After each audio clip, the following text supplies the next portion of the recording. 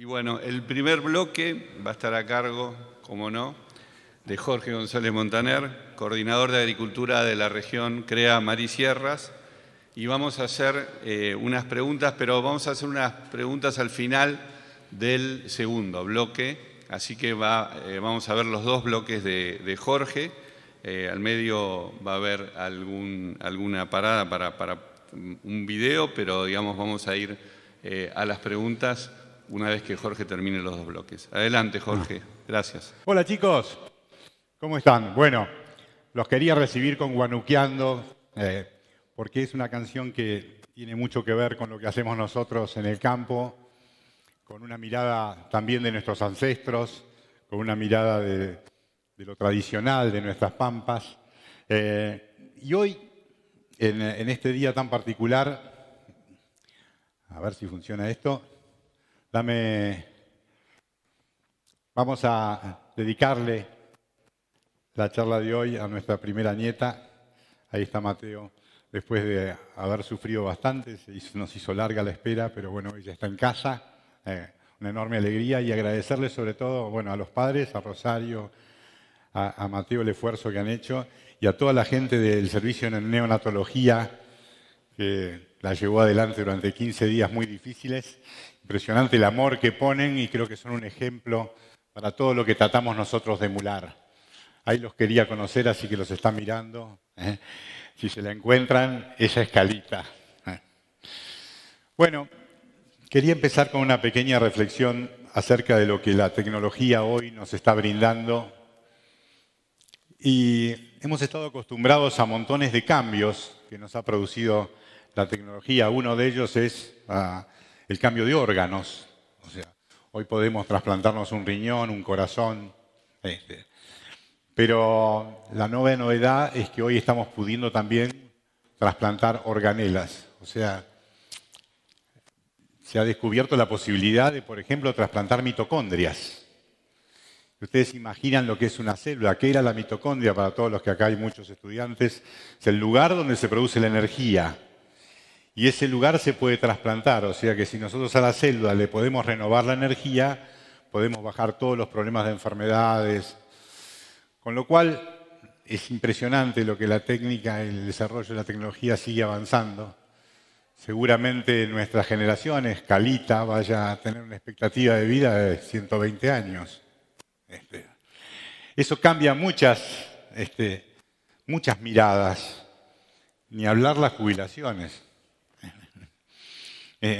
ni hablar cómo se organizan los sistemas, realmente, pero exige sobre todo que tengamos un enorme cuidado sobre el medio ambiente, porque la verdad es que vamos a necesitarlo para que sostenga esta población envejecida, pero con capacidades creativas todavía.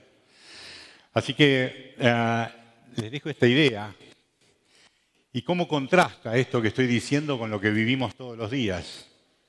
Con un presidente que se levanta y dice aranceles sí, aranceles no, con un grupo político en nuestro país que no se cansa de pelearse y me hace pensar en la necesidad imperiosa que tenemos como argentinos de escuchar lo que dice esta mujer, que es María Montessori. Ella dice, todo el mundo habla de la paz, pero nadie educa para la paz. La gente educa para la competencia, y este es el principio de cualquier guerra. Cuando eduquemos para cooperar y ser solidarios unos con otros, ese día estaremos educando para la paz. Es duro lo que ella dice porque nosotros somos personajes que estamos todo el tiempo tratando de competir mejor y enseñarle a nuestros hijos a que sean competitivos y a que lleven esos valores para poder destacarse. Y a veces nos pasamos de rosca. Nos pasamos de rosca. O sea, miramos demasiado el ego de cada uno de nuestros hijos, de los que tenemos cerca y queremos que se desarrollen, pero no miramos el entorno y no miramos la importancia que tiene, digamos, que sobre todo haya equipos, que sobre todo haya miradas conducentes, que sobre todo haya miembros CREA, que sobre todo haya grupos de gente que trabajen en colaboración para mejorar el bien de todos. Y es una reflexión muy importante porque si nos pasamos pensando en la competencia, lo que vamos a lograr es más y más conflictos, porque el hombre realmente tiene esa visión desesperada de ser el mejor y está bueno ser el mejor si lo somos con los demás. En ACREA este movimiento intenta hacer algo del estilo, no sale como el orto, se los voy avisando, no sale, tratamos de hacerlo lo mejor posible, pero no, es muy difícil llevarlo adelante, pero bueno, me parece que tiene que ver mucho también con lo que nosotros dejamos en los colegios, porque es en los colegios donde se aprende esa primera semilla de escuchar lo que le pasa al otro. Nuestros equipos de trabajo tratan de relacionarse y de trabajar con los productores, trabajar con los INTAs, trabajar con las facultades, integrarse con toda la gente que trabaja en el campo y hacemos ese esfuerzo, pero es totalmente insuficiente. A pesar de que hace 40 años que hacemos esto y que ponemos toda la garra, sabemos que falta muchísimo. Y seguimos pensando que tenemos que ayudar a todos los demás a reflexionar en esta idea. Por eso quería traerles hoy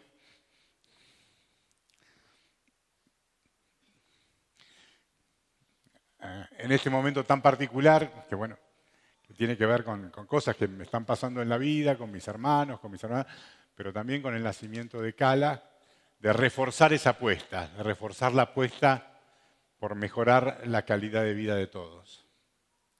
Hoy vamos a hablar del negocio agrícola, vamos a hablar de la situación en la cual estamos viviendo esta realidad hoy. Y me gusta siempre aterrizarlo a lo que nos está pasando. El año pasado nosotros atacamos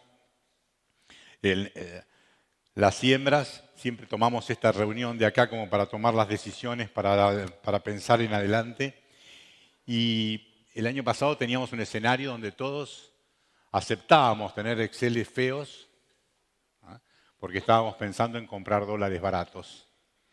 Y eso hizo que en muchos casos, digamos, se aceptaran situaciones donde con márgenes cero se alquilaban campos, pensando que igual de todas maneras eso lo iba a resolver la paridad cambiaria. Y bueno, en algunas medidas eso funcionó, donde hubo más sequía, eso no alcanzó para resolver los problemas, pero en términos generales muchos zafaron con eso, otros no lograron, y fíjense la desbandada que hubo en el mercado con el caso Agrofina, con el caso de Red Surcos, con el caso de los Grobo, y todos los que pueden llegar a venir de junio en adelante, porque todavía no sabemos, las tarjetas todavía no vencieron, o sea, todavía hay mucho por mirar. Hoy ya no sabemos a quién le vendemos. Cayó Vicentín, que era uno de los más grandes, cayeron los Grobo. ¿A quién le vamos a ir? Al kiosquero le vamos a ir a vender ahora. Ahora vamos a tener que empezar a creer en los molinos. O sea, la verdad que estamos en una situación muy difícil y por eso me gusta la imagen. Cuando yo contaba esto el otro día en una reunión en el grupo que tenemos ahí en Lobería, uno de los productores me dice, pero Jorge, vamos a tener que salir con una armadura. Y yo le digo, y la verdad que no es mala la imagen. No es mala la imagen. Hay algunos puntos positivos que ya vamos a ir dilucidando, pero el escenario global es de una incertidumbre enorme. ¿Quién puede decir cuánto van a valer las cosas hoy? Donde no sabemos qué arancel vamos a tener, en fin, no sabemos si esta situación particular, digamos, de retenciones se mantiene, no se mantiene, pero parecería lo menos incierto. Después lo demás puede cambiar de una manera enorme por cualquier aparición de cualquier personaje que se levante enojado. Entonces hay mucha dificultad en ese sentido y por otro lado hoy el dólar es el dólar, no hay nadie que lo vaya a movilizar y bueno, el dólar que gastamos, ese se fue. Entonces, y los alquileres quedaron con la impronta del año pasado, con el biribiri, como digo yo, con el versete ese de que todo cerraba. Entonces, hoy es muy difícil a un interlocutor pedirle que te baje un quintal el alquiler y vos, sin embargo, tus números no cierran. ¿Por qué? Porque él también tiene toda su problemática del otro lado, sus costos subieron, bla, bla, bla. Pero la realidad es que los números, con los números que vamos a ver no son nada divertidos. O sea que va a haber que ser muy, muy eficiente en cada peso gastado. A pesar de que las relaciones con los fertilizantes son buenas, a pesar de que los precios no son necesariamente malos, no son excelentes, pero no alcanzan para poder cerrar las ecuaciones. La cadena está expectante. O sea, si ustedes miran lo que pasa en toda la cadena, nadie mueve. O sea, nadie se anima a decir primero vale 14, vale 12, vale 13, tampoco con los insumos. O sea, meten la patita y la sacan. O sea, nadie quiere... O sea, hay realmente una situación... Bueno, después va a tener que pasar. Hoy hay un riesgo importante de que el día de mañana tenemos que arrancar y todavía no sabemos si están los stocks, si están... Aparte, por otro lado, si vos comprás, ¿qué confianza tenés de que cuando lo vayas a buscar esté? Si lo guardás en el campo también es un riesgo. O sea, todo está en una situación compleja. Y lógicamente todas las agronomías no quieren stock, porque eso ya sabemos que eso es sinónimo de muerte. Entonces es una combinación difícil para administrar. El tema de a quién le vendo, como les decía, pasó a ser un tema importantísimo, ¿no? Sobre el cual va a haber que reflexionar mucho. Después vamos a hablar también de cómo está cambiando, digamos, si ustedes quieren, los negocios agrícolas, qué ha pasado con el maní, con la papa en todas las regiones. Hoy no están pasando los mejores momentos de esos cultivos, pero igual siguen creciendo. Y donde había una compañía, hay 3 o 4. Y en el norte ya si no sos medio manicero no puedes alquilar un lote, porque necesitas participar de un alquiler más alto para poder entrar en los campos. Y en el sur está pasando un poco con la papa, ¿no? Y muchos de los agricultores que antes decían, no, papa, yo no, papa, eso no. Hoy la miran con una onda, y algunos están pensando hasta entrar a hacer ellos mismos ese cultivo. O sea, los cultivos industriales es muy difícil ir en contra, por lo menos la historia del mundo lo muestra así. Donde hay capital y se instala una industria, sos pollo o no, pero la realidad es que hay que tenerlo muy en cuenta ese aspecto. En Argentina, acá en la zona nuestra, hoy tenemos a la Lamb Weston, con una inversión de, no sé, millones de dólares. Estaba McCain antes, ahora está Simplot también. O sea, se van reproduciendo. Y en el norte las maniceras es impresionante. O sea, el maní viene bajando. Cualquier momento va a haber un maní para el sur de la provincia de Buenos Aires. Es una cuestión genética por ahora que los rindes no dan, pero a Saladillo ya llegó. ¡Apa! Entonces, bueno, creo que son todas variables que hay que tenerlas adentro. No podemos cerrar la cabeza, tenemos que estar muy abiertos a estas cuestiones. La otra reflexión es con defender el patrimonio, defender lo que tenemos, que es tratar de mantener los niveles de fertilidad altos, o sea, no olvidarse de los cultivos de servicio que nos permiten hacer pequeñas rotaciones donde mantenemos una fertilidad para no tener que darnos cuenta hoy que tenemos 30 kilos de nitrógeno en el suelo y tenemos que llegar a 175 y no nos cierre el número, sino que nuestro campo de alguna manera lo estamos manteniendo cada tantos años, metiéndole alguna leguminosa de servicio que nos ayude a mantener un stock de nitrógeno más hábil. Algunas de las buenas noticias, ahí les conté las malas, ahora les voy a contar algunas buenas. Algunas buenas noticias de la gruesa. La primera es que los girasoles volvieron a dar buenos rendimientos después de dos campañas duras de Phomopsis este último año. Por lo menos la Phomopsis quedó relegada al barrio de Otamendi, al barrio de Miramar, a la zona y un poquito a algún lote de Pieres, pero si no en general se quedó bastante más tranquila, lógicamente por el enero sin agua, no es magia, ¿no? Pero bueno, quedó relegada y eso permitió que vuelvan a aparecer las 3.500 en muchos barrios, que eso había desaparecido. Y la verdad que eso es interesante para poder tener un numerito más simpático. Y bueno, y mejoró un poquitito el negocio de girasol, apareció en algún momento un 340 más 40, y volvió a aparecer el oleico saludando, viste que lo habíamos perdido. Bueno, todos esos aspectos mejoraron un poco. Con respecto al maíz, todo lo que fue tardío, hay lugares como acá, donde los tempranos también están muy buenos, según los barrios, según la profundidad de los suelos, pero lo tardío tuvo un año muy divertido, sacando algunos lugares que tuvieron alguna heladita, como siempre ese barrio de mierda donde estamos nosotros. Pero sacando, en general, podemos decir que la situación ha sido muy buena para todo lo tardío y vamos a ver rendimientos excepcionales. Hemos podido estar mostrando en estas regiones, en las recorridas de estos últimos días, resultados donde vamos a ver rendimientos de arriba de 100 quintales, de arriba de 120 quintales, va a haber cosas realmente muy interesantes. Así que en maíz vemos cosas, unas respuestas a nitrógeno también muy llamativas, muy llamativas en las aplicaciones tardías, realmente resultados muy interesantes. Y bueno, y en las zonas de Dorrego, por ejemplo, donde es un barrio muy difícil, que no llovió nada, y de repente una lluviecita nomás ahí en enero que acompañó, vino la lluvia después tardía de febrero y magia para todo. También se acomodaron y ahí va a haber maíces de 6.000, 7.000 kilos, que para ellos es un resultado muy interesante. Así que también muy contentos con esa. Por ahí aparece un poquitito de luz.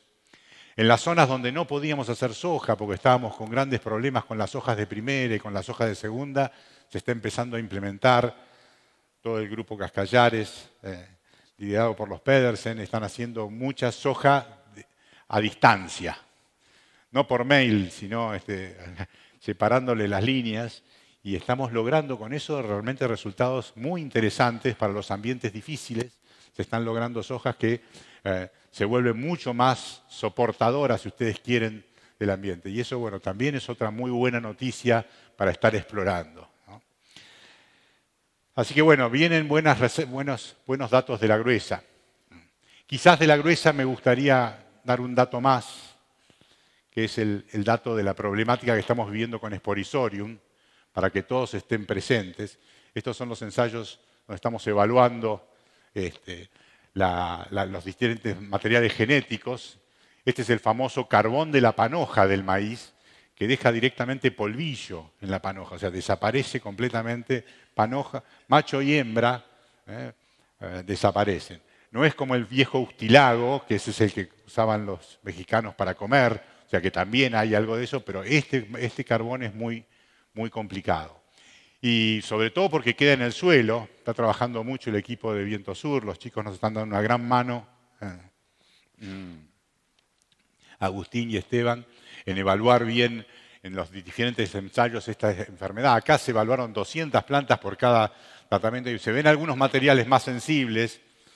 No importa porque todavía no hay suficiente data como para decir este pibe tiene más problemas, pero sí es importante ver hasta qué niveles puede llegar. Y nada, a ver, tocámele. Esto es para que vean un lote muy afectado. Ese es un maíz sobre maíz en la zona de Vidal.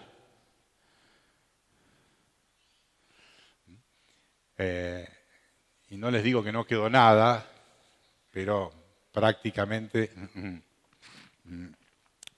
¿Qué pasa con esas esporas? Esas esporas van al suelo, quedan en el suelo por 4 o 5 años y el riesgo es que, para aquellos que hacen mucho, que repiten maíz, si ya ven este problema, hay que parar la mano, empezar a levantar el pie. Se están mirando ahora curasemillas, se están mirando cosas.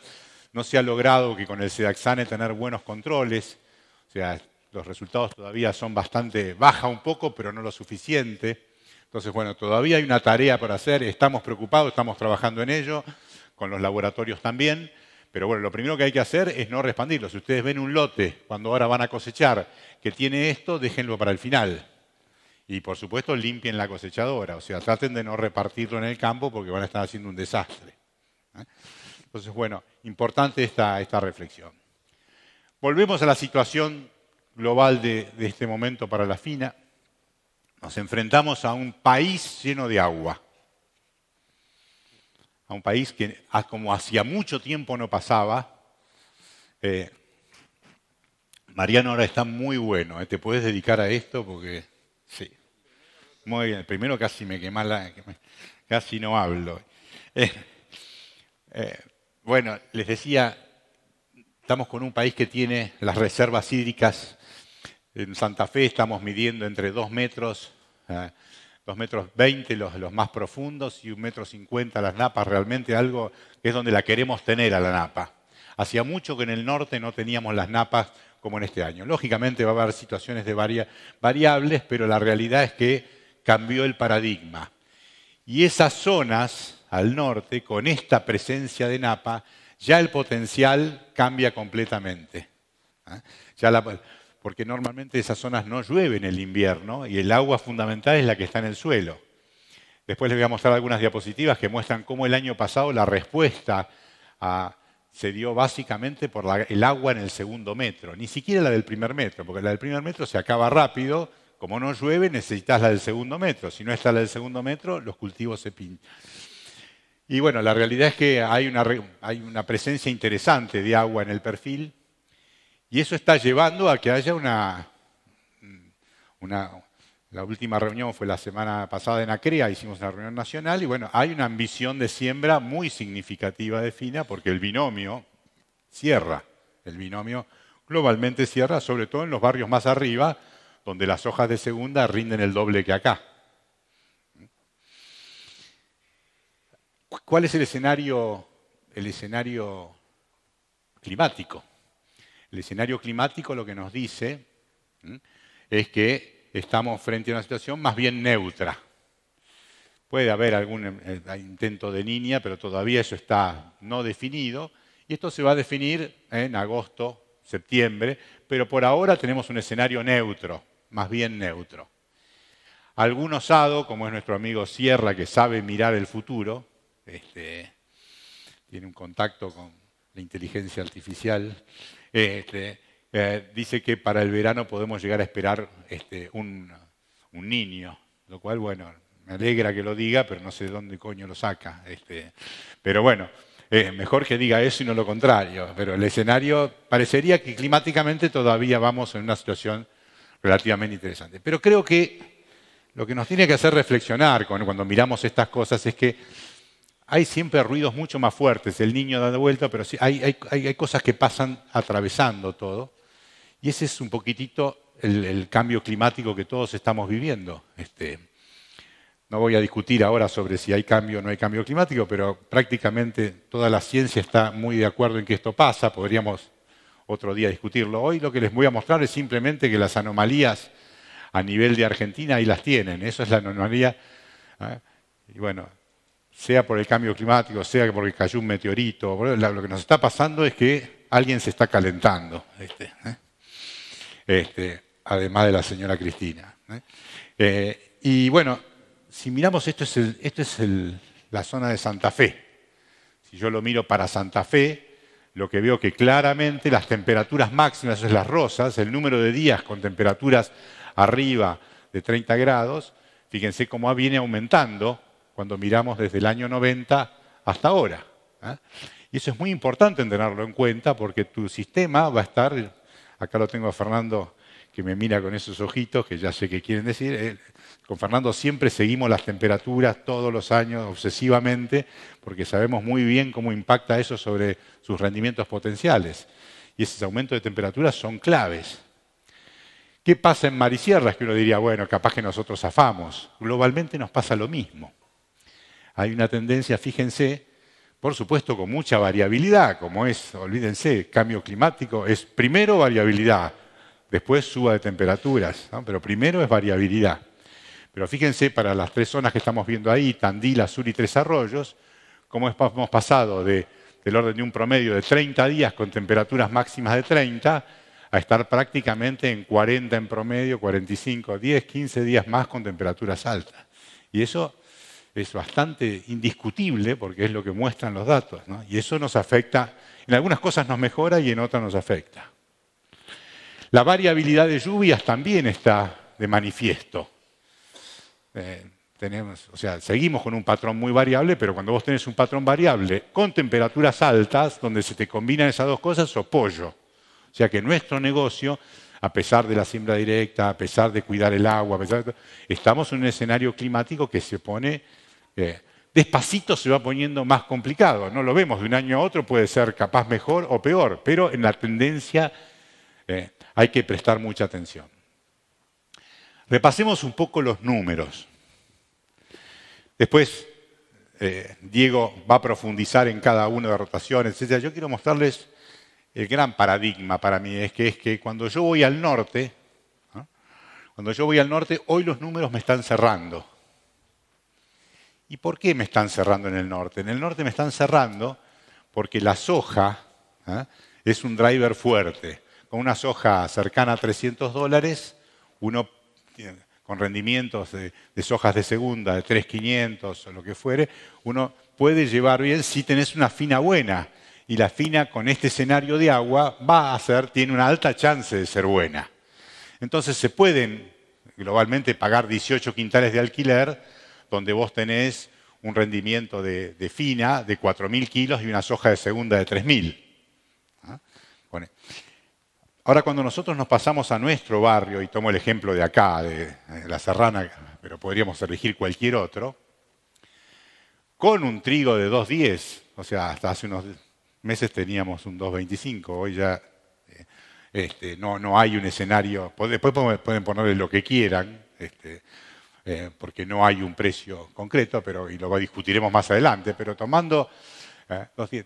Ustedes saben también que la cebada cervecera, hoy no está pasando un gran momento, o sea, más bien nos están diciendo, chicos, calma, no se desesperen, puede valer $10 más que el trigo, puede valer 15, qué sé yo, pero no está para hacer grandes cosas, o sea, estamos en una situación media ajustadita, no hay un gran consumo, después de la pandemia la cosa, parece que se acabaron las fiestas con cerveza, no sé qué coño estarán chupando ahora. Pero lo cierto es que está bastante tranquila la cosa y de hecho la forrajera que está sostenida por el precio del maíz, digamos, le pone un piso al precio para abajo y bueno, con eso nos da la tranquilidad de que estaba más o menos mantenida, pero no tenemos un spread muy grande ahí con la cervecera. Dicho esto, lo que ustedes ven es que cuando hacemos los números con 14 quintales, que es lo que a veces en los campos buenos se está exigiendo acá en la zona para poder entrar en un campo, vemos que los números, la rentabilidad es mejor dejarla en el bolsillo, ¿no? No es muy apasionante como negocio. Por supuesto, poniéndole seguro y poniendo azufre. Si empezás que no le pones seguro, que no le pones azufre, que le bajás bueno, olvídate, no vas a tener 6.000 kilos. Fácil. Y el riesgo te va a aumentar muchísimo. Entonces, bueno, lo que nos hace... Ahí aparece arveja, muy divertido, con esa barrita adicional. Ya vamos a hablar de arveja, lo vamos a dejar por el momento entre paréntesis, vamos a hablar de variedades, vamos a decir algo al respecto, pero es un negocio speciality. Es poner un kiosquito que no te va a arreglar el supermercado. Un dato interesante es que hemos venido en los últimos años mejorando el rinde de soja de segunda. Acá hay un poquito de truco,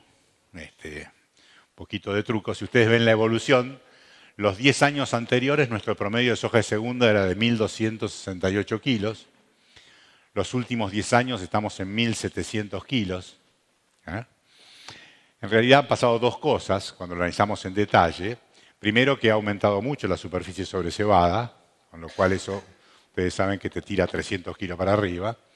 Pero también es cierto que en los últimos años hemos tenido una presencia, si ustedes se acuerdan, los últimos 3 años, hemos tenido una condición donde en general en marzo, salvo en Chillar, no hela, ¿no? Y eso, bueno, nos da un gap interesante, digamos, de suba de rendimientos en soja de segunda. Después van a haber cosas muy variadas, pero en general hemos tenido esta condición que probablemente esté asociada también a ese pequeño cambio que se va produciendo con las temperaturas que veníamos mencionando, que puede hacer que levemente la soja... Igual, por eso hicimos una simulación poniéndole 200 kilos más de soja de segunda a todos los antecesores, a todas las... Y Y bueno, ahí aparece un poquitito, pero de todas maneras no alcanza para que seamos felices, porque rentabilidades no sé, del 8 o del 10% son muy juntas, o del 5, estamos en un dígito que para este negocio son muy finitas, ¿no? Pero bueno, este es el escenario. Entonces nos lleva a pensar que todas las decisiones técnicas que tenemos que... O sea, a ver, sencillo. Si yo tengo ryegrass y tengo que gastar $50 en controlar ryegrass, ya estoy en un enorme problema. Entonces, o sea, si voy a ir a una loma que tiene un problema grave de alguna maleza muy agresiva, con Tosca tengo que pensarlo, a ver cómo la voy a manejar. O sea, tengo que empezar a pensar muy bien, sobre todo si estoy en el papel de alquilar, si tiene sentido tomar ese riesgo. Entonces, bueno, sepamos que tenemos que analizar muy bien cada una. Otra de las cosas, mirando el negocio global, que nos hace pensar, es, yo le meto mucha presión a nuestros productores para que se fijen si tienen agua en sus sistemas. Yo creo que todo aquel que tiene agua abajo la tiene que aprovechar. La tiene que aprovechar, porque el negocio cambia decididamente. De estos margencitos de triste que estamos mirando, prácticamente uno los triplica, los cuatriplica. Estos son los datos de John para Pieres.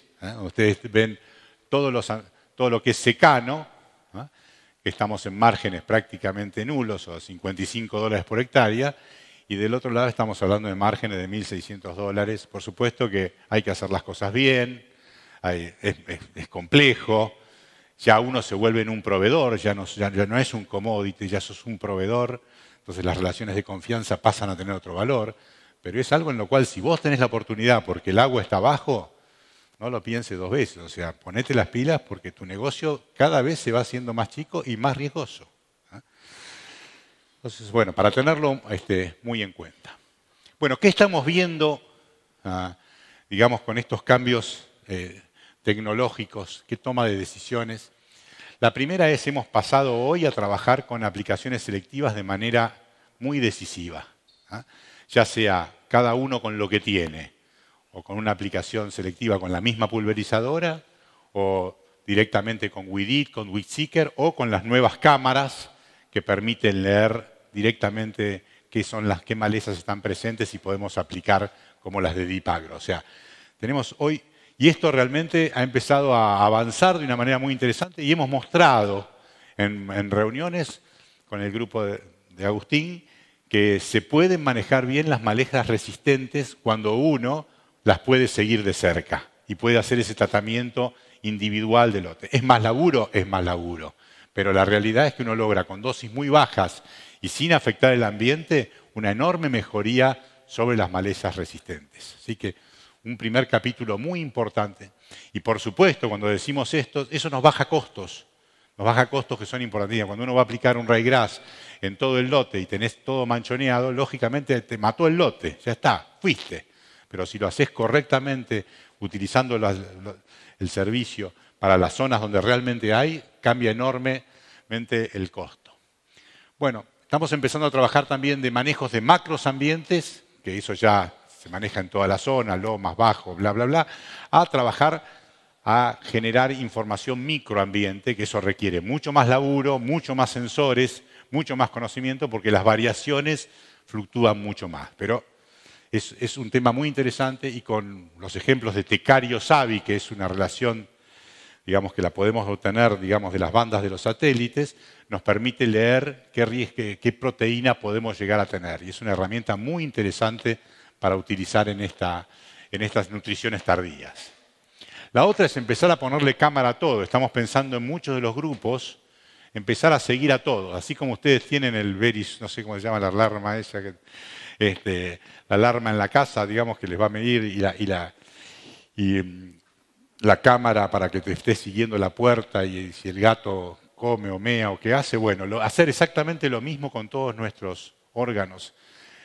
Con las sembradoras, con las cosechadoras, con las fertilizadoras. Gracias a Starlink podemos estar mirando perfectamente qué es lo que pasa con las operaciones a campo. Paso a decirles que este año yo vine de traje, pero fíjense que me traje los borceguíes, porque es un año donde necesitamos los borceguíes, donde Le va a ir bien al que los use. La herramienta más importante, Borseguí, es pala y las rodillas. A algunos nos cuesta un poco más, pero todavía... Bueno, Mariano, que viene al gimnasio conmigo, más o menos un poquito llegamos, ¿no?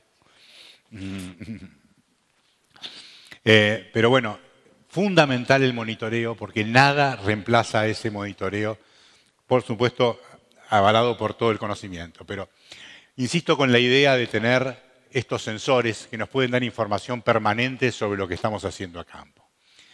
La enorme irrupción de los drones agrícolas. Teníamos los droncitos, ahora tenemos los de 50 litros, los de 70 litros, se vienen los de 150. Realmente todos los días sale algo nuevo. Hemos hecho varias reuniones mostrando estas nuevas tecnologías. Realmente es muy interesante evaluar, ya sea para meter un verdeo, ya sea para manejar los cerros, en Entre Ríos para manejar los arrozales, o sea, en situaciones donde llueve y no podés entrar, son una enorme ayuda. Pero bueno, hay que darle escala. Para reemplazar una pulverizadora todavía es difícil. Para acompañar las pulverizadoras es muy interesante hoy para muchas de las cosas que estamos haciendo. Y en el futuro se están armando equipos de 2 o 3 drones grandes que pueden reemplazar y hacerte 70, 80 hectáreas por día, que también puede llegar a ser algo interesante. Hay que trabajar mucho sobre la calidad. Ustedes saben que el tipo de gota trabaja diferente acá porque es turbulencia, pero la gota se puede estar cambiando permanentemente con el joystick, o sea que es algo que se puede ir manejando. Pero bueno, exige ser un piloto avesado en agronomía, pero realmente también es muy interesante para los pibes, o sea, para la entrada de más chicos al sistema, digamos que rápidamente conocen este tipo de herramientas y podrían dar una mano importante e integrarse a los equipos de trabajo. Vamos a hablar del fósforo líquido, vamos a hablar de productos biológicos, de bacterias fijadoras, de manejo de nuevos herbicidas y fungicidas y mucho de inteligencia artificial, porque me parece que es la herramienta, digamos que para mí es una consultora permanente. Para mí es una herramienta, ya paso a ser alguien de mi familia, y permanentemente yo voy confrontando lo que pienso con lo que le parece a la IA, y bueno, muchas veces yo le erro y a veces le erra ella, pero bueno, llevamos una buena relación. Bueno, veamos un poquito cuál es el mapa de las condiciones hídricas del año pasado, y para simplemente recordarles, el año pasado arrancó así, fíjense, con bastante menos agua de lo que les estoy poniendo hoy en la figura. Y en general lo que pasó fue que toda esta zona la pasó mal. Terminó después lloviendo hacia fin de octubre en esta región, y esta región se salvó por esas lluvias de fin de octubre. Y después nosotros nos salvamos por las lluvias de fin de noviembre, de principios de noviembre, que llegaron justo para que nuestros cultivos pudieran tener por lo menos un poco. Y bueno, por eso los rindes mejores están justamente en esas regiones. Las temperaturas, si ustedes ven, las están viendo acá, tanto en Las Rosas como en Marisierra, se fueron disparando para arriba, pero tampoco fueron temperaturas extremas, pero las medias fueron más altas. Y lo bueno de alguna manera fue que esas lluvias finales le permitieron, sobre todo al trigo, pasar una mejor llegar, y en muchos casos a la cebada no tanto. Este es el mapa que hacemos en CREA de los diferentes años, y ahí pueden ver, digamos, la zona con más rinde y las zonas con menos rendimiento de este año, que básicamente tuvieron que ver con esa agua. Hubo algo de heladas, sobre todo al oeste, y eso nos permite ver qué pasa con los materiales que se comportan mejor o peor a heladas. Pero esta es la gráfica que quería que les quede en la cabeza. Para el norte, fíjense qué claro que es que el agua útil en el segundo metro fue la que explicó la diferencia entre 3.000 kilos y 5.000 kilos. No la del primero, la del segundo metro. Porque al no llover todo octubre, el que tenía agua abajo, o sea, tenía plata en el banco, zafó. Por eso digo que siempre es clave en esos barrios tener esa condición. Paso muy rápido porque tenemos mucha gente conectada de barrios distintos, entonces me gusta decirles algo. Para lo que es el sur de Santa Fe, se ve muy claro el comportamiento de los materiales. Fíjense, hay como tres regiones. Una región que es la región 2, que es la región más fría, donde tienen más problemas de helada. Ahí generalmente el 750 y el Klein extremo andan muy bien, que son materiales que no tienen el mayor potencial, pero son muy defensivos y se comportan muy duros a la helada, en pasto. Mientras que Arazá y Pehuen, o Arazá y Araucaria y Pehuen, son los que mejor se comportan en los barrios de alto potencial de esa zona del sur de Santa Fe. Voy a pasar rápido. Si vamos al norte de Buenos Aires, Casuarina, Catalpa, están mostrando los mejores resultados. Casuarina es un material nuevo de Don Mario, también un intermedio que viene a meterse ahí como intermedio. Un poquito parecido, un poquito más corto quizás que Catalpa, pero interesante también, digamos, en esa... Cuando nos vamos ahora al oeste, en el oeste aparecen materiales que ya los voy a comentar para el sur, el SI 134, el SI 109 que anda en todos lados. El SI 109 es un bicho raro que me va bárbaro en Santa Fe, me va bien en Entre Ríos, me va bien en Marisierra, es un material, una pelotudez de buque que anda muy bien. Bueno, el Arazá, que también, como yo lo mencioné hoy, el Catalpa, materiales que se destacan en la zona profunda, en el barrio bueno y profundo del oeste. Cuando nos vamos a Cebada, empieza a aparecer la Fender, que la voy a mostrar también para Marisierras, esta variedad que tiene un comportamiento interesante y que está buscando de reemplazar a Charles. Si vamos al sudeste, acá a Madariaga, a este barrio, se destacan Arazá y Catalpa y Pretalio 802. El 802 sigue metiendo la pata en el osobuco. Realmente, incluso en esos barrios de alto potencial, sigue mostrando su muy buen comportamiento. Y cuando vamos al sudoeste, aparece Arazá. Borsalino le va bien en ese barrio, en general al sudoeste. Fresno también, como más bien defensivo. Y cuando vamos a más intermedio aparece Casuarina, Catalpa y LSI 134. Vamos a ver qué pasa en Marisierras. Esta es la evaluación del año pasado. Fíjense que tenemos un rendimiento promedio de trigo de 4.900 kilos contra un rendimiento de cebada de 4.512. Les diría que en los últimos 20 años no pasaba. Claramente ustedes ven que los mejores rendimientos en trigo los hemos tenido este año en Otamendi, con 6.000 kilos, en Necochea Quequén con 5.600. Y en esos mismos barrios las cebadas en Otamendi estuvieron en 4.900. O sea, se comieron... Pasaron varias cosas con la cebada.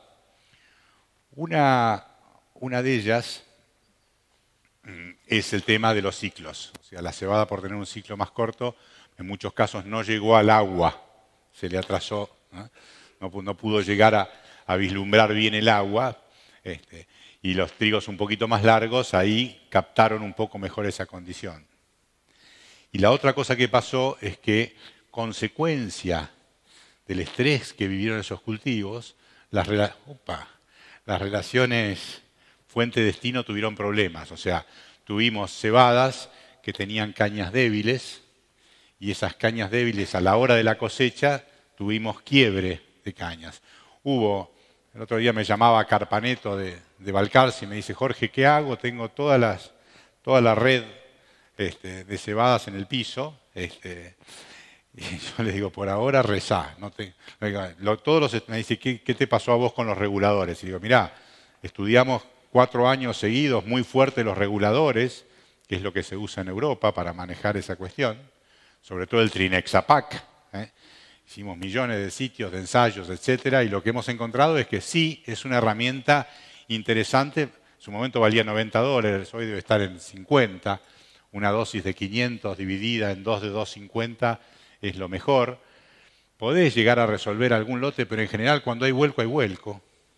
Cuando se caen, se caen.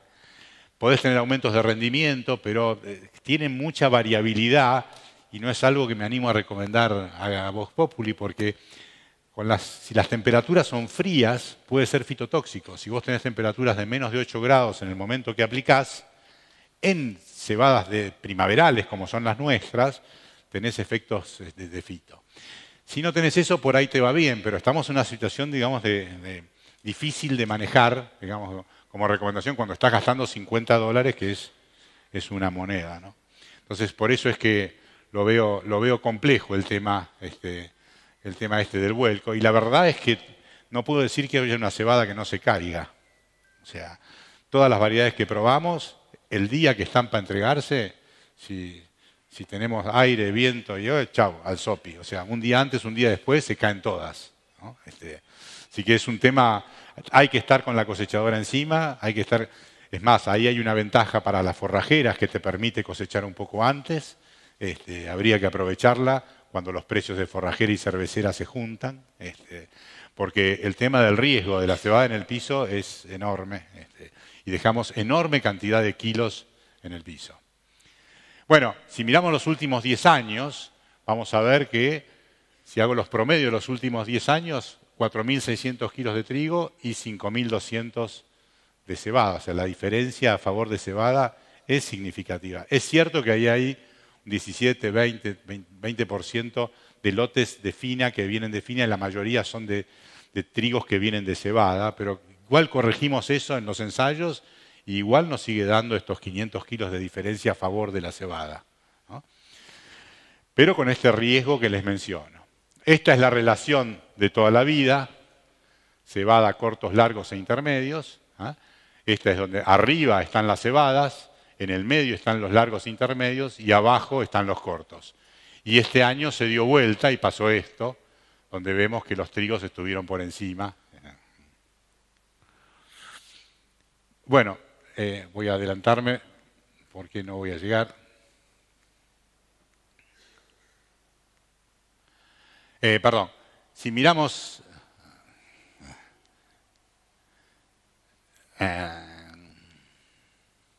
Si miramos cebada, ¿les pasé la de trigo? No.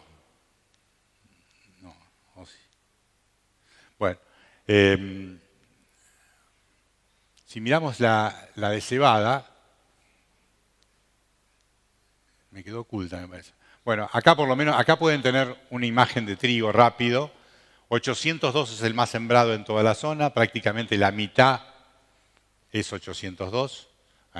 Si vamos a Necochea, es el más sembrado, segundo el 820, que para mí tiene más superficie de la que se merece, pero no es un mal material.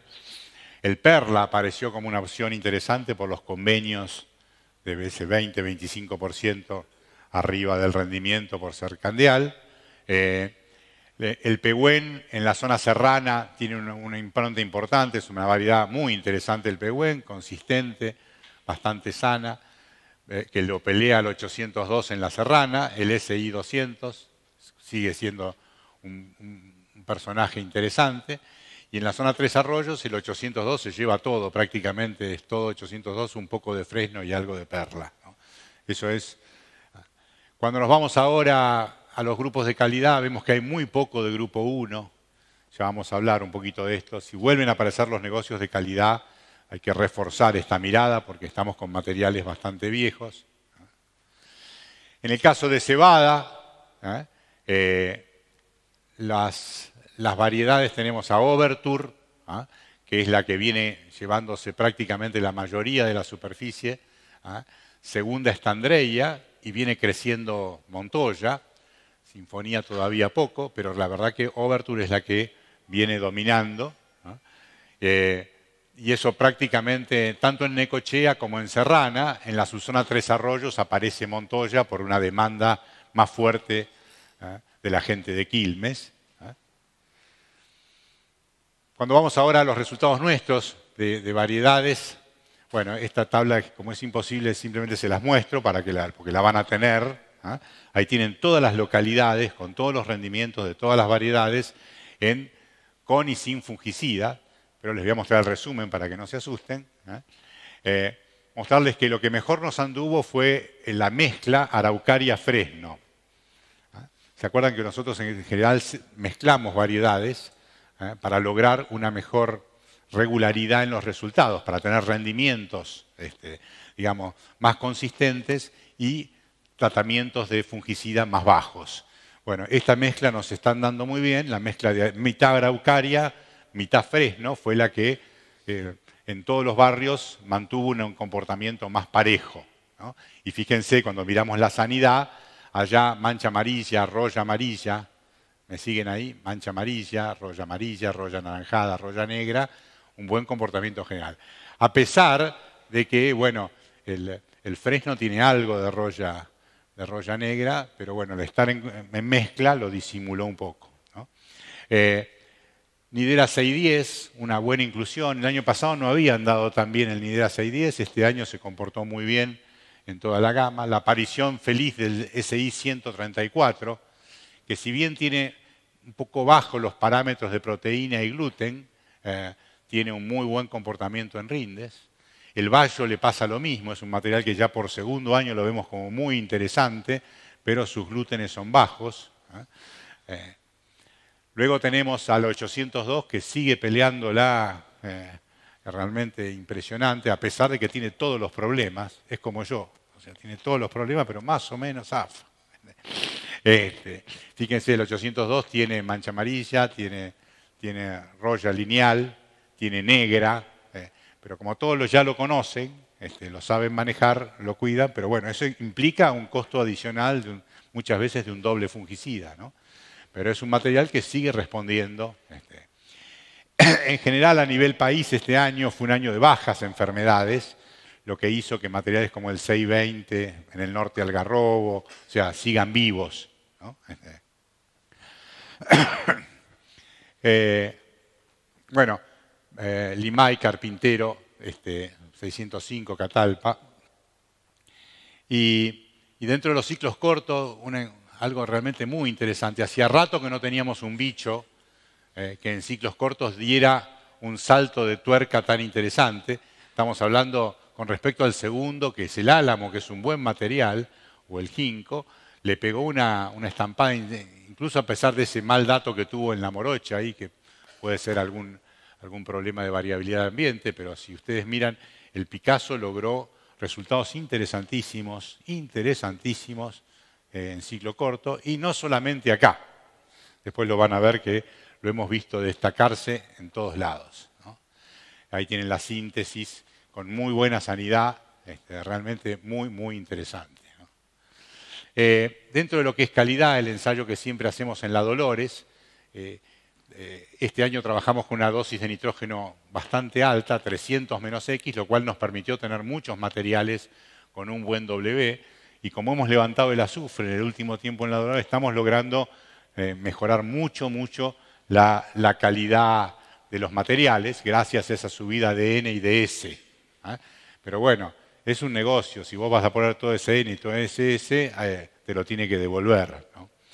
Lo cierto es que, bueno, ahí hemos llegado a tener incluso rendimientos, como ustedes ven, este año de 6.700 kilos con fulgor o con también buenos rendimientos con o 7.400 con fungi, como ven ahí el fulgor, o el 921 con 7.000 kilos, contra un material como el 610 de Nidera que estuvo en 8.800. Pero bueno, si uno lo corrige por ese 20%, no es un mal resultado, ¿no?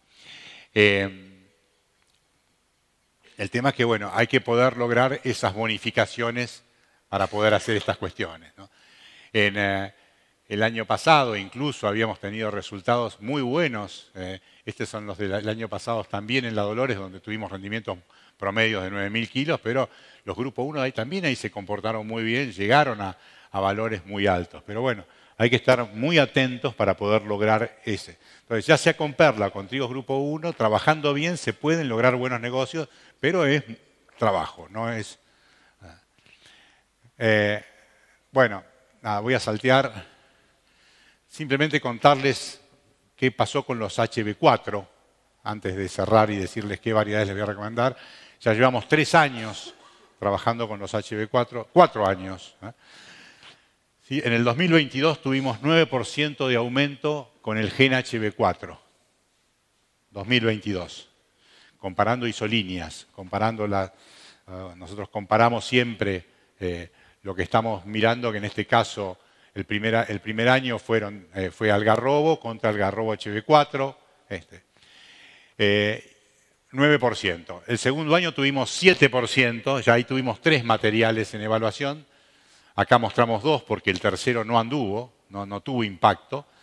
El Iruya y el Traful, y tuvimos 7%, o sea, más o menos valores parecidos. Estamos contra la isolínea, ¿no? O sea, mirando a ver si el gen tiene efectos sobre la cuestión. Y este último año los resultados fueron mejores todavía, trabajando solamente con Traful en una base de datos muy interesantes, con rindes muy buenos, en algunos casos realmente muy, muy buenos, con un 14% este año a favor del Traful HB4 respecto al bacilio normal o al... Y bueno, la verdad que ¿qué es lo que hoy digamos, concluimos? Es que cuando las precipitaciones son intermedias, ¿no?, entre los 120 y los 200 milímetros, entre junio y octubre, tenemos una respuesta que puede ir del 5 al 25% respecto a la isolínea. O sea que hay un efecto de los genes biribiri de girasol. Hay un efecto. Lo que vemos como problema es que cuando nosotros lo comparamos ahora con el set total de materiales que tenemos dando vuelta, por ahí no es el mejor chasis. Entonces lo que vemos es que no me alcanza, esto es complicado de entenderlo, pero dice eso, está comparado contra el 802 o contra las mejores 4 variedades. Cuando ahora lo comparo, acá se los muestro más fácil. Fíjense, este año sí anduvo bien, pero lo tenemos acá dando vuelta, pero tuvimos 4 o 5 materiales que estuvieron mejor. Entonces, bueno, la pregunta es, ¿tiene sentido que yo me arriesgue a incorporar esa tecnología que, si bien está mostrando cosas interesantes, en ese chasis no parecería ser lo que descolla respecto al resto? ¿Me siguen? Y corro riesgos desde el punto de vista comercial, cada uno eso lo evaluará como quiera o lo analizará desde su punto de vista, pero si yo tuviera un 20% de aumento de las variedades de repente, empezamos a analizarla distinto, empezamos a discutir que el mercado, que esto, estamos todavía ahí, hay que repensarlo. De todas maneras, se va a seguir trabajando sobre chasis distintos. Esto va a seguir mutando hacia chasis distintos y bueno, la expectativa es que este plus se pueda lograr en los chasis mejores. Bueno, también estaba la posibilidad de trabajar con glufosinato de amonio, porque estos materiales tienen la resistencia, una cierta resistencia al glufosinato de amonio. Y bueno, lo que mostramos acá es que si uno trabaja con bacilio normal y le tira glufosinato de amonio, ponele para controlar ryegrass, lo hace desaparecer al bacilio porque no es resistente. Pero si lo hace sobre estos materiales HB4, en general tiene menos daño. Yo creo que lo que vimos a campo es que el daño es grave. Lo que pasa es que se recomponen. Y el año pasado tuvieron la fuerza de la recomposición de la lluvia de noviembre o de fin de octubre. Entonces eso que estaba muy cagado a palos se recompuso. No me divierte mucho tirar una bomba para resolver el problema del ryegrass y generar una pérdida de biomasa como la que vimos en los ensayos. Pero bueno, valdría la pena seguir avanzando sobre este concepto. Y bueno, y acá les dejo algunos datos altos de rendimiento del año pasado. Esta es la red de INTA Balcarce de alta tecnología, para que vean algunos materiales que se comportaron muy bien. Araucaria, que ya lo venimos recomendando. AK308, que el año pasado también en altos potenciales en la Dolores fue de los ganadores. Este azulejo es uno nuevo, que no sé si lo van a sacar porque es muy alto, corre riesgo de caerse. Pretal, Picasso, bueno, los mismos materiales que venimos recomendando, fíjense, con rendimientos realmente muy, muy interesantes. Para terminar la parte de variedades, les digo, se llevan esta tabla de todo el país, estos son los materiales que mejor se destacaron en cada una de las regiones, se las dejo pero no la comento. Esto es la zona norte, esto es la zona sur de las redes de ensayos, fíjense que en todos los casos se ve claramente la aparición en zona cuarta y en zona quinta del Picasso, cómo se repite Picasso y Pretal, dos materiales que se repiten. Y bueno, y en los largos, por supuesto, está el 134. El Arasá, que a nosotros no nos anda muy bien, pero en las redes han dado mejor, como lo han visto en general, el asado ha tenido buenos resultados. A mí no me divierte mucho porque es un material que tiene roya negra. Y la verdad que la roya negra, arrancar con un material que ya tiene roya negra es como que me jode. Ya para eso me quedo con el 802. ¿No?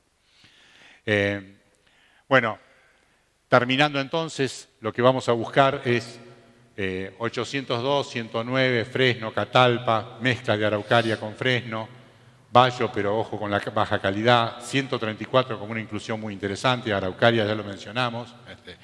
Dentro de los intermedios, Pehuen sigue siendo un capo, 610 muy bien, el 211 que sigue siendo interesante para ciertas situaciones, 620 que lo vamos bajando por cuestiones de costos y de enfermedades.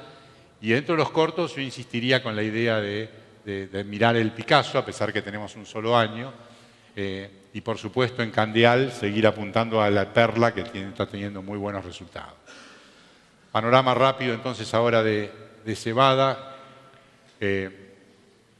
La cebada hay que tener en cuenta de que apareció, esta es la red de toda la región, de toda la región cebadera, y apareció una variedad que tiene 500 kilos más que nuestra Overture. Esa variedad se llama Florence y va a estar largada en el breve tiempo porque las malterías parece que les divierte, así que es una buena noticia. La otra noticia es que bueno, Fender va a reemplazar a Charles y como les decía, hoy no se está buscando mucho la proteína, en general hay una demanda más baja por el tema proteico, por los costos que trae el filtrado. Y porque la industria maltera no está tan divertida. No hay las especialidades, o sea, antes había demandas muy precisas de Budweiser, etc. Ahora realmente quieren tener una malta más homogénea y más fácil de vender.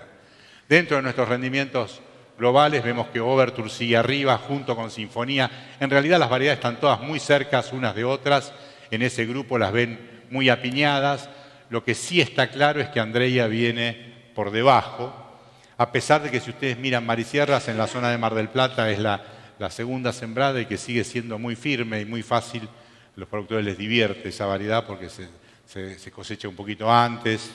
Pero la realidad es que en promedios, en los ensayos, es clarísimo que es la variedad que viene mostrando los menores. Sí, fíjense que en todos la Dolores, la Totora, la Morocha, la Masía, en todos los barrios la estamos viendo dejando kilos en el camino comparativamente con el resto de los materiales. Así que después las demás están bastante apretadas. Si uno habla de Overture, de Sinfonía, de Fender, de Montoya, incluso de Montoya, que este año por ahí no fue su mejor año porque se le hizo un poco largo, se le hizo un poco largo el año. Quizás es la más sana Montoya, pero no siempre. ¿Vieron ese piqui-piqui que aparece al principio que nos da miedo? Que muchas veces simplemente un comportamiento sintomático nomás. Bueno, ahí tienen como para mirar un poquito la más complicada, por supuesto, en escaldadura es Andreia y también Sinfonía. Ahí tener en cuenta esos dos, ese comportamiento, porque con el tema escaldadura es un tema que hay que atacar muy bien con fungicidas, porque si no lo hacemos bien nos quedamos sin cebada. Así que en ese sentido es muy importante en Andreia y en Sinfonía estar muy atentos. Overture, que venía siendo muy sana, ya no está siendo tan sana, o sea, empieza a mostrar, así que hay que seguirla bastante más de cerca. Y hago un pequeño paréntesis, ahora sí, con la arveja, para terminar. Básicamente nos está interesando mucho arveja por esa característica del negocio. Acá, en la zona de Tandil, hay digamos, la posibilidad de hacer arveja por convenio. Los precios este año todavía no están muy decididos, pero bueno, en los años anteriores hubo precios interesantes y la verdad que con esta variedad que es Avirón hemos tenido resultados muy buenos. El problema de la arveja básicamente, esta es la verde, que se vende partida después, el problema básicamente de la verde es el problema del manchado. Si se te mancha, o sea, si se te mancha no es más verde, y si no es más verde no es arveja verde. Y entonces eso es lo que genera una gran problemática porque no sabes nunca cosecha qué hacer, porque si llueve, si uno las deseca y te agarra la lluvia, sos pollo. Entonces ahí hay una incertidumbre importante dando vuelta, pero es una arveja que vale casi $100 más que la amarilla, 80, $100 más que la amarilla, ¿no? bueno, si pudiéramos manejar mejor eso, la verdad que nos sería bastante más fácil. Ahora, ese no es el único problema de la arveja se hela. Generalmente cuando uno ve años donde ya hay agua en los campos, donde ya hay lagunas, uno ya tiene un escenario un poquitito mejor y más defensivo para las heladas. Jorge, esto requiere... Me pregunto qué haría Juan Balsategui, a quien aprovecho y le mando un gran saludo en estos momentos. Me diría, y decirle a Juan que solo soy un suplente. Ya está, 2 palabras. Lo vamos a llamar a Juan. Juancito, qué personaje. No sé si camina ahora, ya está viejo, ¿viste? Sí, bueno, no, les decía... Último comentario de arveja. Los ensayos de arveja nos mostraron que hay, fíjense los resultados, Aviro muy bien, realmente muy interesante dentro de las verdes, pero dentro de las amarillas vimos una variedad que es la rosita, que estuvo en rendimientos iguales o mejores, a pesar de que es primaveral, y la verdad nos interesó, es de Arves, por supuesto tienen los precios de arveja amarilla. Si se arma alguna filial que están tratando de armarla con alea, puede ser algo muy interesante para meter nitrógeno y en una variedad que tiene un mejor comportamiento helada, que esto no es ninguna boludez, o sea, sobre todo en nuestro barrio. Hace 2 años perdimos todas las arvejas por helada. No es que esto sea un Nidera 750, pero la verdad que es una variedad que tiene mejor comportamiento. Acá lo ven en ensayos de la gente del norte. Esto es de Lares. Y bueno, que donde se verifica que tanto Rosita como Bicentenario son 2 variedades con mejor comportamiento. Recomendación para arveja, lote alto, drenado, si tiene un poquitito de pendiente para que el agua se vaya mejor, no le gusta ni el exceso de agua, ni le gusta la helada. Así que si hay que hacer un acondicionamiento en particular, es necesario, porque si hay mucha cobertura, el riesgo de helada es mucho mayor. Bueno, cierro acá la primera parte y nos vamos al coso de Bayer. Bueno, muchas gracias, Jorge. Vamos a ver un video de Bayer y después Jorge va a seguir con el segundo bloque.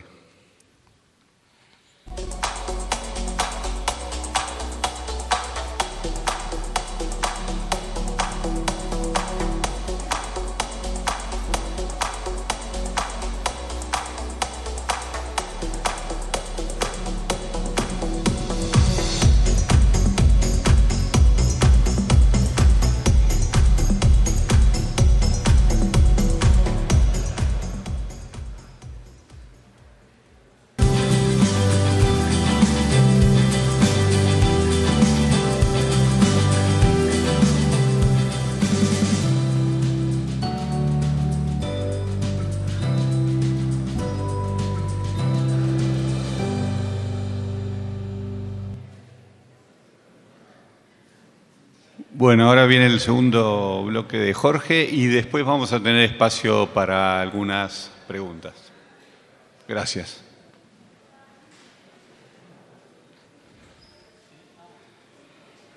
Bueno, seguimos. No tuve tiempo de... Vamos a usar la que usan los viejos en los hospitales.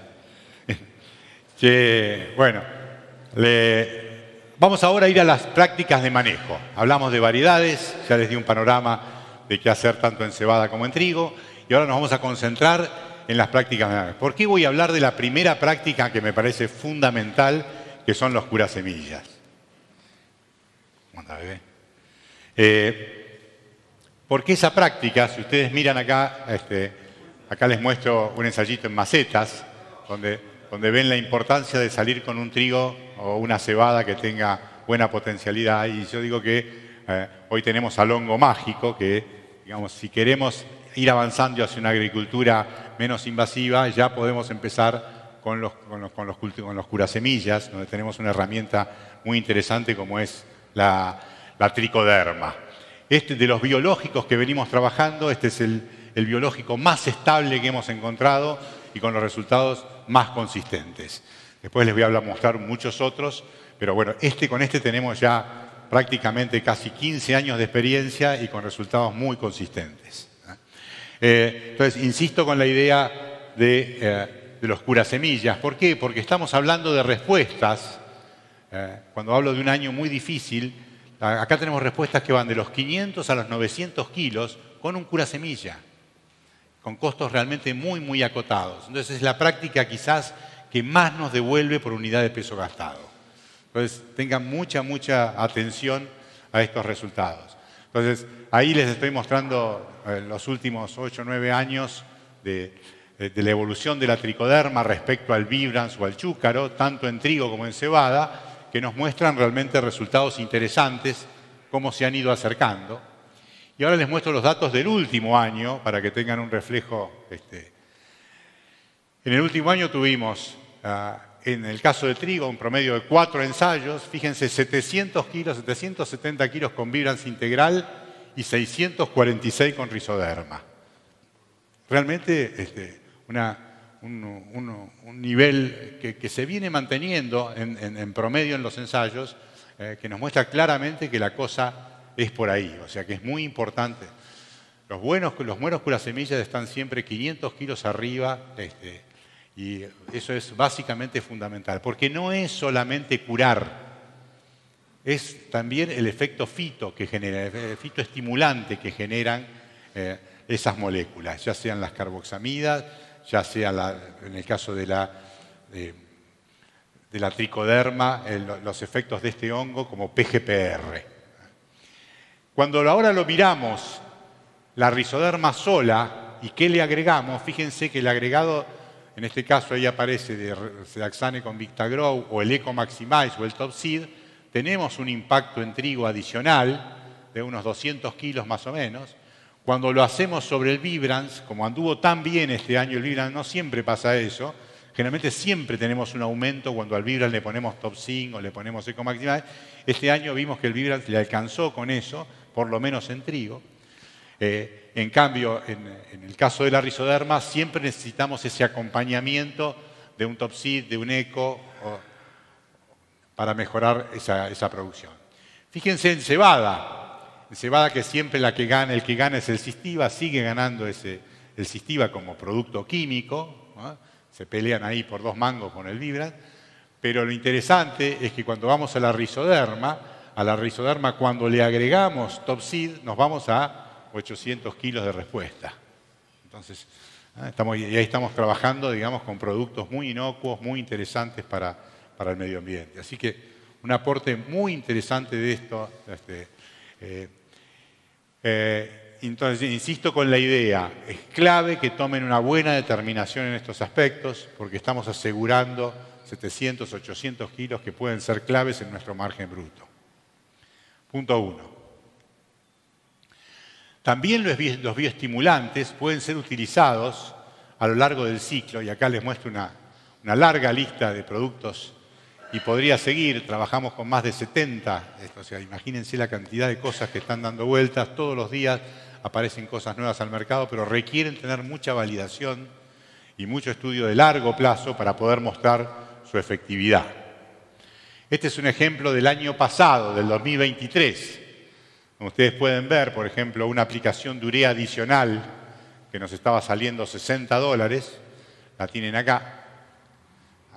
Y acá están viendo el Smartfoil o el Goldis o el Fertiactil, o incluso productos mucho más baratos, como en este caso el Topsin, el Dingle Pack, etcétera, que de repente por $8 te están dando aumentos de 400 kilos. Este año voy por ahí, por lo que me sale esa guita.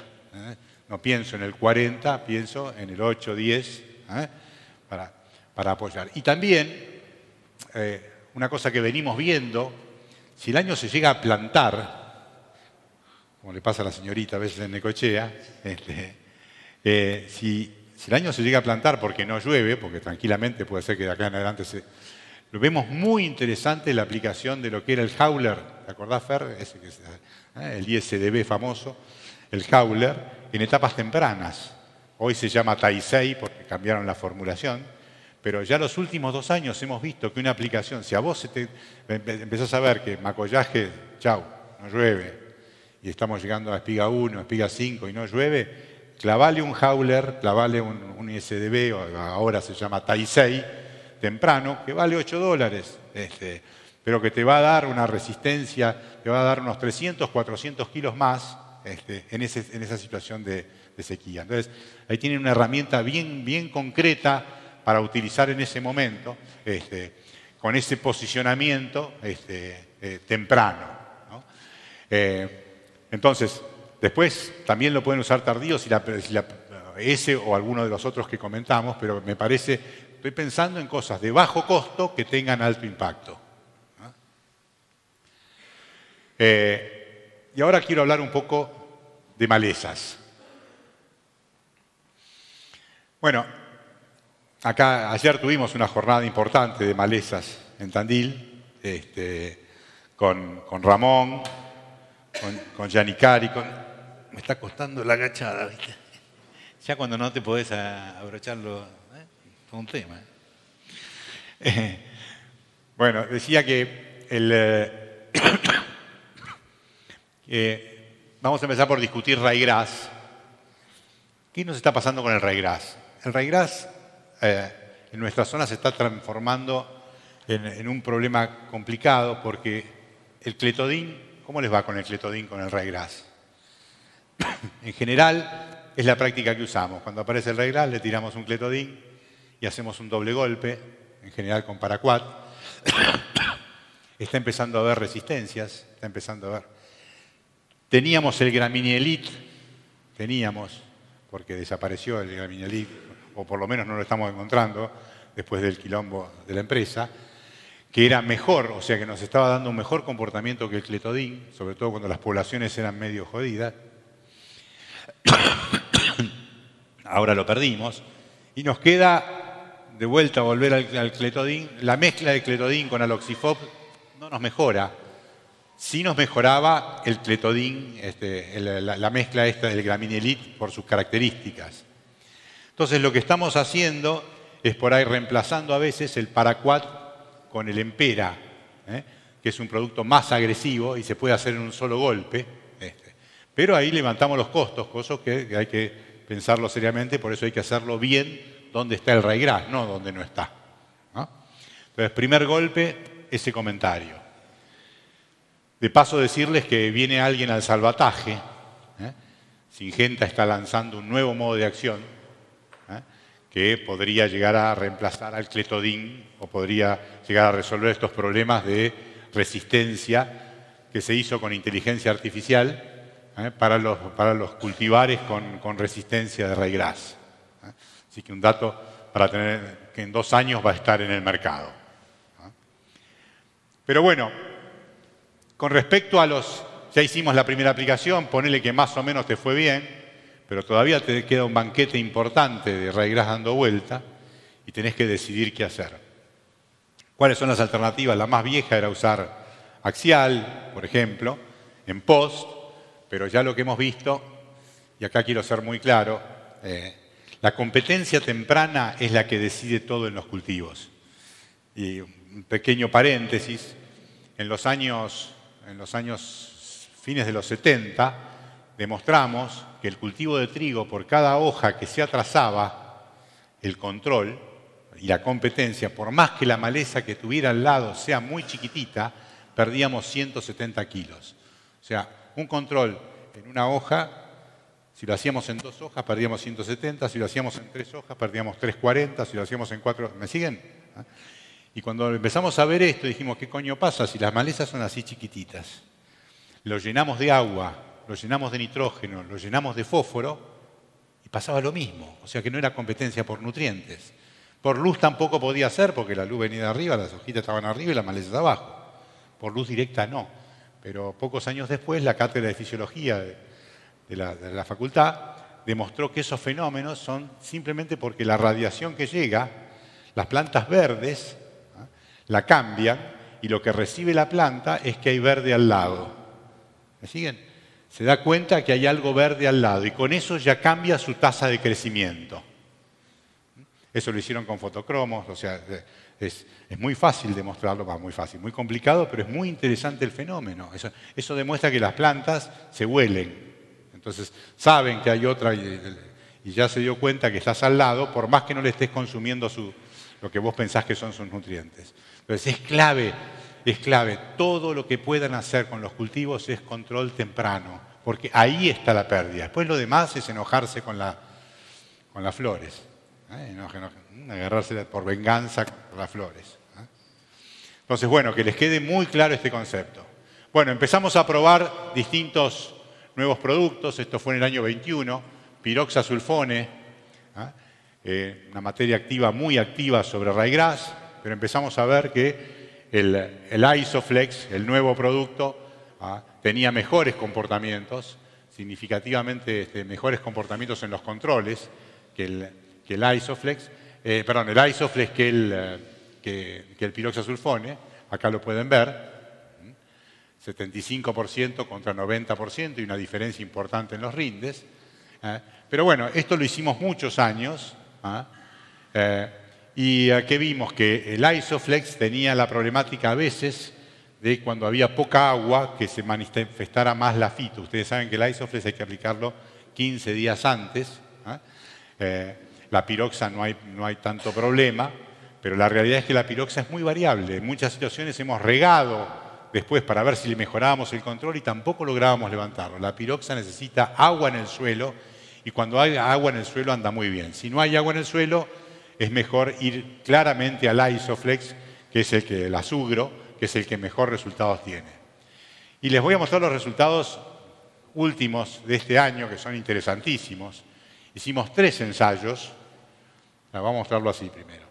Este es el primer ensayo en la masía, en la dulce.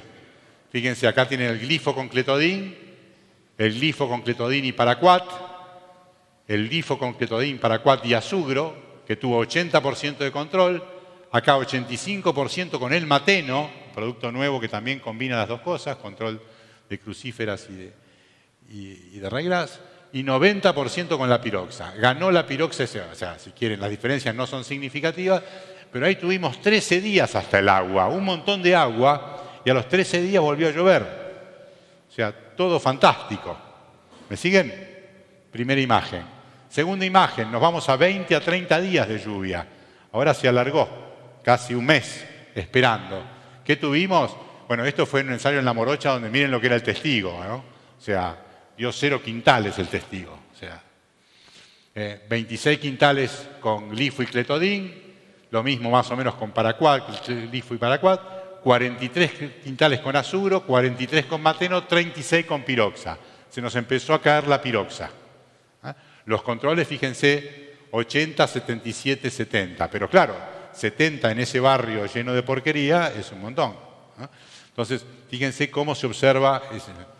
Vamos ahora, no tuvimos rendimientos porque nos agarró la piedra en el Porvenir, en Tres Arroyos, pero sí los controles. Fíjense, 50 días sin lluvia, tuvimos el azugro 95%, el mateno 70% y la piroxa 60%. Más claro, echarle agua. O sea, que en la medida que fuimos teniendo condiciones más adversas en agua, la piroxa la pasó peor, mateno siempre anduvo ahí en el medio y el Isoflex fue el que más valorizó las condiciones de sequía, o se adaptó mejor a esa condición. El problema del Isoflex es que solo para trigo por el momento, habría ahí algún posible futuro registro, pero de 60 días a cebada, digamos, el año anterior lo tenés que aplicar. Pero bueno, estamos trabajando en eso. También estamos trabajando en ver si al mateno lo podemos llevar a cebada, si lo podemos incorporar, porque por ahora es trigo, a ver si podemos con 14 días o algo por el estilo trabajar con el mateno también en cebada.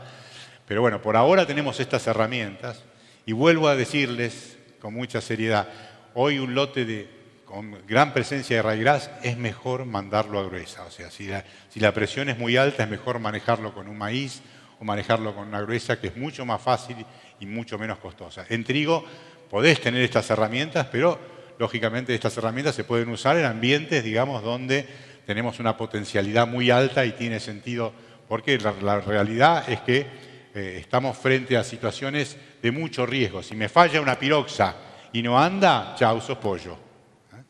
Entonces, bueno, me parece que va a ser una campaña muy interesante para probar todas estas herramientas, pero sean muy cautos y no se arriesguen en un año como este a atacar lotes con mucho ryegrass. Bueno, ahí tienen La otro punto que me olvidé mencionar, que es clave que lo tengamos en la cabeza, es la profundidad de siembra. El Isoflex, el azugro, requiere una profundidad de siembra de 4 centímetros. Si lo dejás más superficial, tenemos más fitotoxicidad. Entonces, y muchas veces ustedes no eligen la profundidad de siembra. O sea, llega un momento que hay que sembrar y vas y clavás y haces lo posible. Si vos estás en un fina sobre fina, con mucho rastrojo o atrás de algún cultivo muy voluminoso o sojas muy voluminosas, a veces es difícil de regular. Pero bueno, hay que ir a 4 centímetros porque si no vas a tener fito. Si no lo puedes hacer, cambia de producto. Bueno, vamos ahora a crucíferas. Ayer tuve el placer de compartir con Víctor y charlando me pasó estos resultados que me parecía muy interesante que los vean. Víctor acá de la Facultad de Azul, la verdad que trabaja de manera muy interesante sobre estos temas, sobre todo sobre crucíferas, y ha encontrado una población de crucíferas resistente. Una población de crucíferas resistente. Y la verdad que es importante tenerlo en cuenta, resistente a flúor. Ustedes piensen que nosotros el flúor lo estamos usando como shampoo, lo estamos usando en la gruesa, lo estamos usando en el girasol, en el maíz, en el trigo, en la cebada. Entonces, que empiece a aparecer una señal de resistencias es algo que nos tiene que hacer pensar y estar muy atentos en los lotes para ver si no empieza a dispararse esta situación, ¿no? Que este biotipo empiece a crecer. Fíjense acá lo que están viendo, el resistente, con 2 litros de flúor no lo matamos, y acá fíjense con 1 litro ya como hacemos pomada la mayoría de los susceptibles, ¿no? O sea, es un tema para tener en cuenta. Ahora, bien, ¿qué estamos haciendo hoy a campo? ¿Qué estamos proponiendo hoy a campo con la primera es, seguimos con flúor, o sea, ¿no? Pero la idea es ponerle por ahora algo de diflofenicán, o sea, ponerle, según la gravedad del lote, será 1,200 de fluoro más 200 de diflo, combinar. Si bien son 2 materias activas que funcionan sobre el mismo punto, no son exactamente iguales. Y bueno, esa complementariedad puede llegar a darnos una ventaja. Y en los controles nos da un poquitito más de perseverancia. Esa es la primera. Después estamos estudiando muchas otras cosas. Dentro de esas van a haber montones de ensayos con cosas. Estamos mirando el mesotrione, estamos mirando otras moléculas, terbutrina, etcétera. Pero de lo que confiamos por ahora es esto que les estoy diciendo. Fíjense, acá estamos viendo en la primera aplicación la comparación de HIT contra el Rapidicil, o eventualmente en vez del HIT el Boraxor. Boraxor teóricamente tiene un poquitito más de residualidad, no lo estamos viendo del todo claro eso.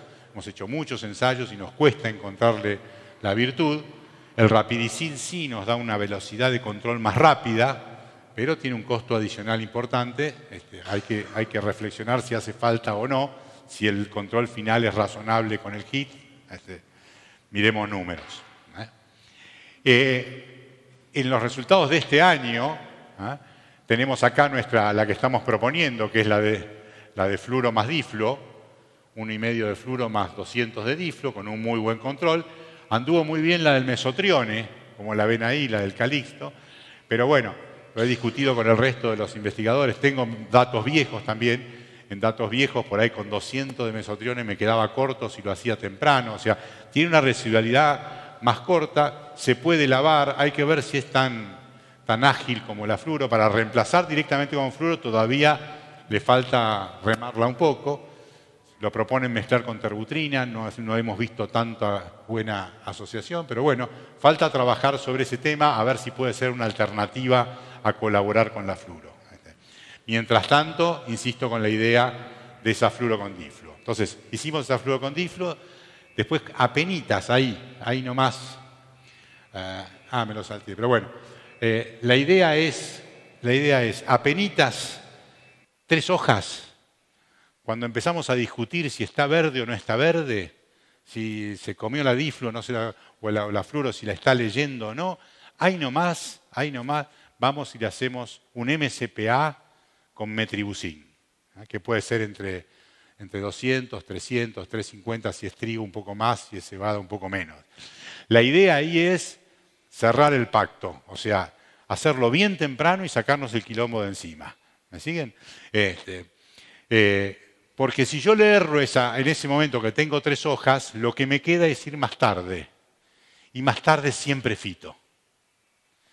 Y más tarde siempre fito. Entonces, hicimos la preemergencia, llegamos ahí, vemos, si estamos dudando, Metribuzin y MSPA.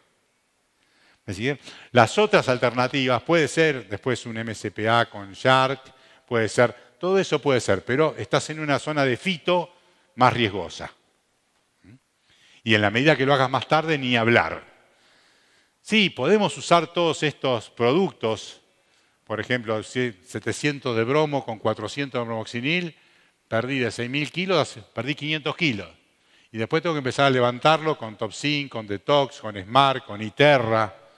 Sí, puedo llegar a hacerlo, pero ya estoy haciendo cosas que no corresponden, estoy haciendo cosas mal y que después tengo que arreglar. Por él, si me pasó porque no sé, me equivoqué, ok, pero no vayamos a ir directo a eso porque no es lo correcto. Ahí les muestro más ensayos todavía, de vuelta, con Topsin, con Terra, también buenos resultados en cebada de recuperación, pero recuperar no es la idea, porque siempre hay riesgos en que eso no funcione. Estos son resultados de este año también con el mismo comportamiento, con Smart Trio, Smartsin, son muy buenas moléculas, Topsin, que permiten mejorar esa condición, pero lo ideal es que no lo necesitemos, que hayamos resuelto la cosa ahí tempranito. Por dudar un poquito más, vamos a terminar haciendo algo que nos va a generar un afito. Y después lo que nos queda, jodete. Después lo que nos queda se lo llevamos como marco, como ramo floral a casa. No importa si quedó alguna crucífera dando vuelta, no es el drama de nadie. Yo sé que mucha gente no lo quiere ver porque queda mal con el administrador, etc. Si quieren, los lotes que están alrededor del camino de entrada al campo le hacen otra cosa, pero el resto no lo hagan porque van a perder plata mal. Bueno, paso ahora a fósforo. Yo creo que el fósforo es uno de los elementos donde más plata gastamos, donde invertimos, ¿no? Y está muy bien que invertamos bien en fósforo porque en mar y sierras por arriba de 4.500 kilos ya la respuesta a 80 de diamónico se recontrapaga. O sea, cuando ustedes se van al sudoeste, donde los rendimientos son de 4.000 para abajo, hay que bajar las dosis porque no alcanzamos a pagar esa respuesta. O cuando estás en ambientes de tosca muy someros, hay que tener cuidado, sobre todo cuando el fósforo vale de 800 para el lado de 1.000. Las respuestas son muy distintas según los barrios. Esta es una síntesis de 25 ensayos de fósforo de toda esta región, donde les muestro las respuestas. ¿Dónde responde a fósforo a morir? ¿Dónde no podés aflojarle con el fósforo? En Madariaga. Madariaga, si no pone fósforo, ni vayas. En la zona de Miramar, toda esa región tiene una respuesta. Miramar, la zona de Necochea Costa, toda esa zona las respuestas son prácticamente lineales a fósforo. Entonces son zonas claves para no bajar la puntería con el fósforo. Las zonas con tosca, cuanto más tosca hay, la respuesta a fósforo se achica. Los bajos nuestros profundos de la zona cerrada tienen buenas respuestas intermedias entre los que les mencionaba de la costa de suelos francos con agua abajo. Los mejores lugares para respuestas enormes a fósforo es cuando hay agua abajo y en suelos francos. Ahí explota porque las raíces, gracias a ese fósforo, llegan abajo y se hacen la fiesta. Entonces, bueno, muy importante tener claro eso para administrar también dónde voy a poner más y menos. Y en lo que hace a fuentes, tenemos que avanzar, sobre todo en los ambientes donde usamos 80 kilos de diamónico, la posibilidad de usar líquidos.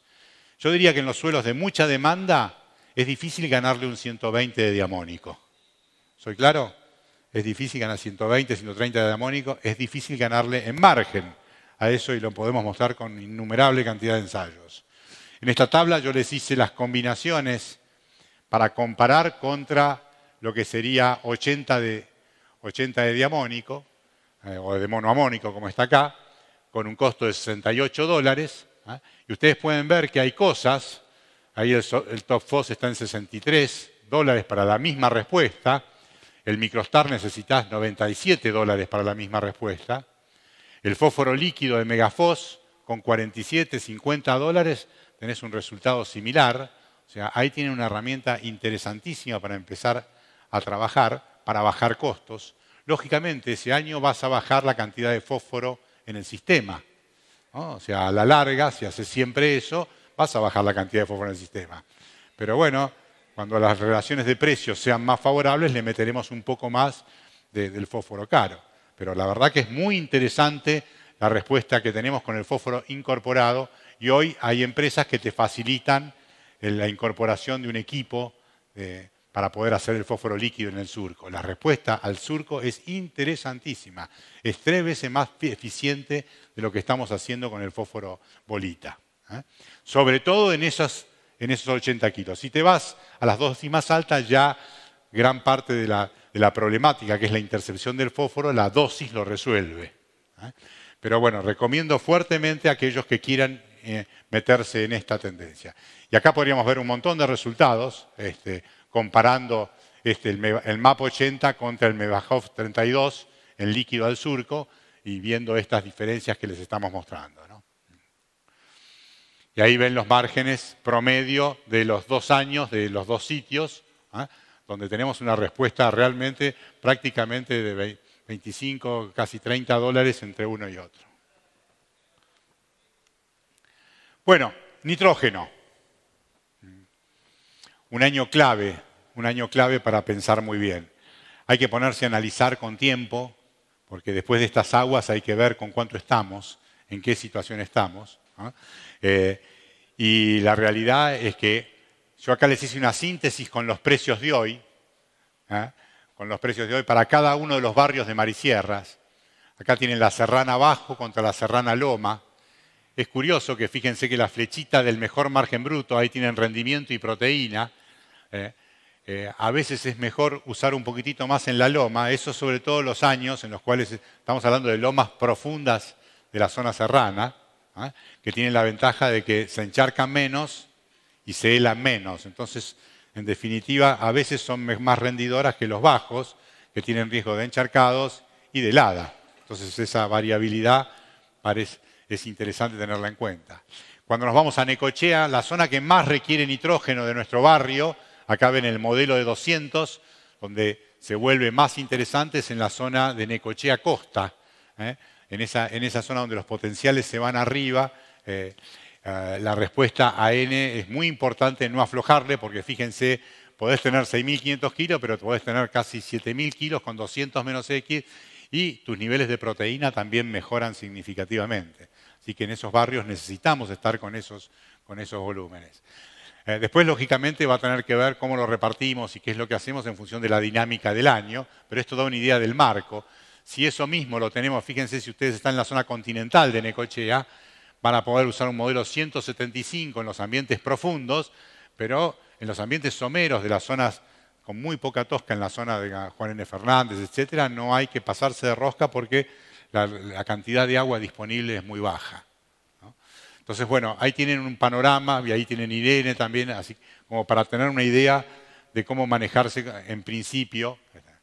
La segunda cosa importante es que si ustedes observan, no sé si les cuento esto.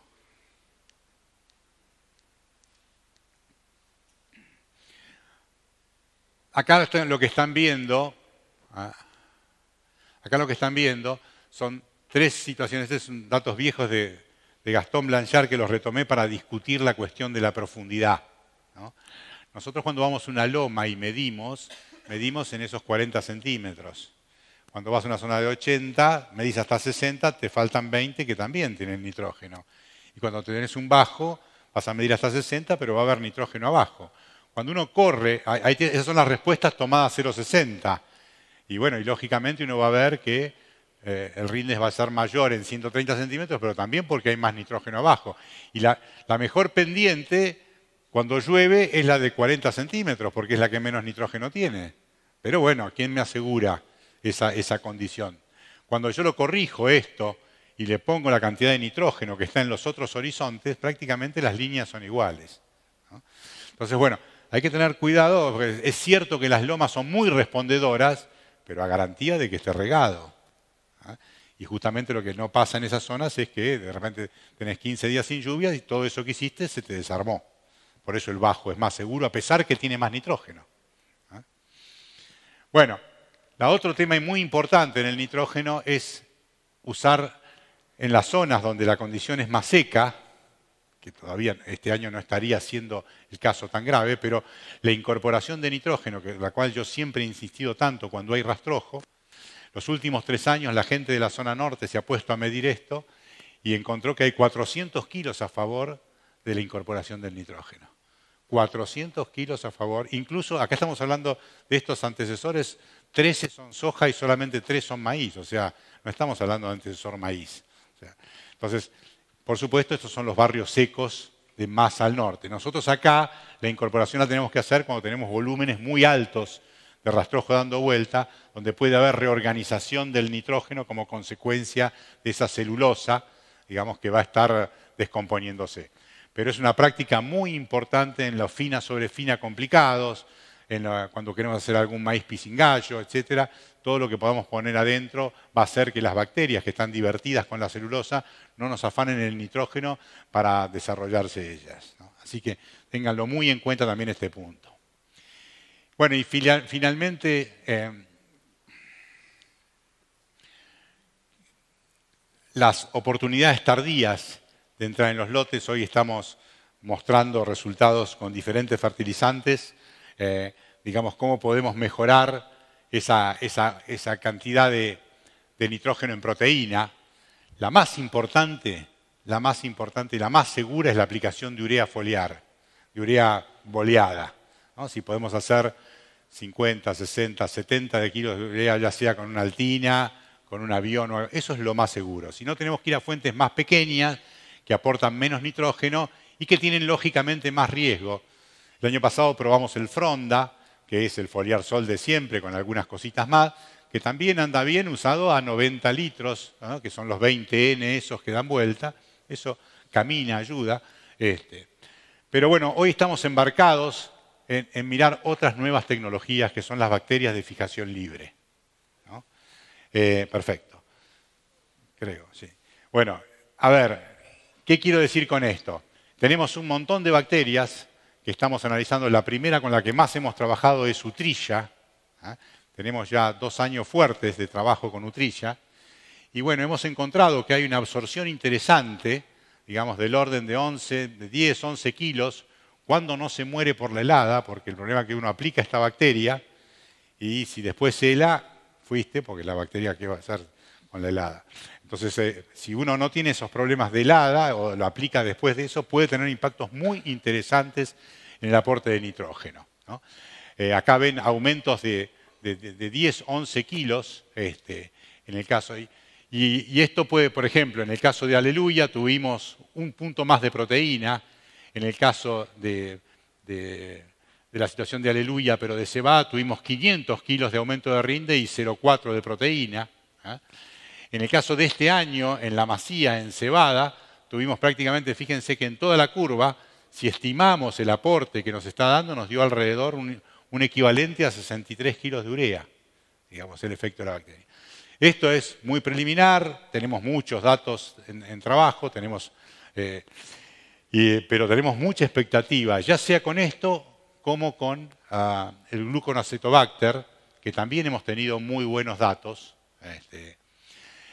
Acá ven comparaciones entre Utrilla, un nuevo producto que se llama Nutreo, que es un nitrógeno que tiene semicuántico, que tiene como ventaja o como cosa interesante que son muy pocos gramos de nitrógeno que estarían generando una especie de efecto aspirina y la planta terminaría absorbiendo más nitrógeno.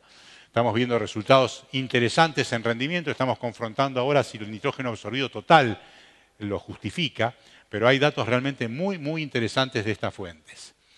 Este es el gluconacetobacter, también con el gluconoacampo. Estos son datos que estamos obteniendo con el equipo de Vallacasal, donde hay impactos realmente de márgenes de $50, márgenes de 20 o hasta en algunos casos reemplazando dosis importantes de fertilizantes también con el glúcono. O sea, esto requiere muchísimo laburo porque hay que medir rendimiento, proteína, absorción para estar seguros de que no sea una dilución, que no sea un efecto PGPR, que lo hizo sentir mejor, anduvo para adelante y de repente la proteína se me cayó. Pero bueno, creo que vamos a tener herramientas para bajar un poco las dosis de nitrógeno y acompañarlas con estos productos en los años que vienen. Termino con fungicidas en trigo y cebada. Si el año sigue húmedo, vamos a tener que estar muy atentos. No se olviden de que las enfermedades se acompañan con la condición hídrica. Este es el esquema básico que propongo siempre para trigo, ¿no? Si hay roya lineal, cualquier triazol y estrobilurina en general anda bien. Estamos viendo que, como van a ver en los resultados, que los Amistar están cayendo.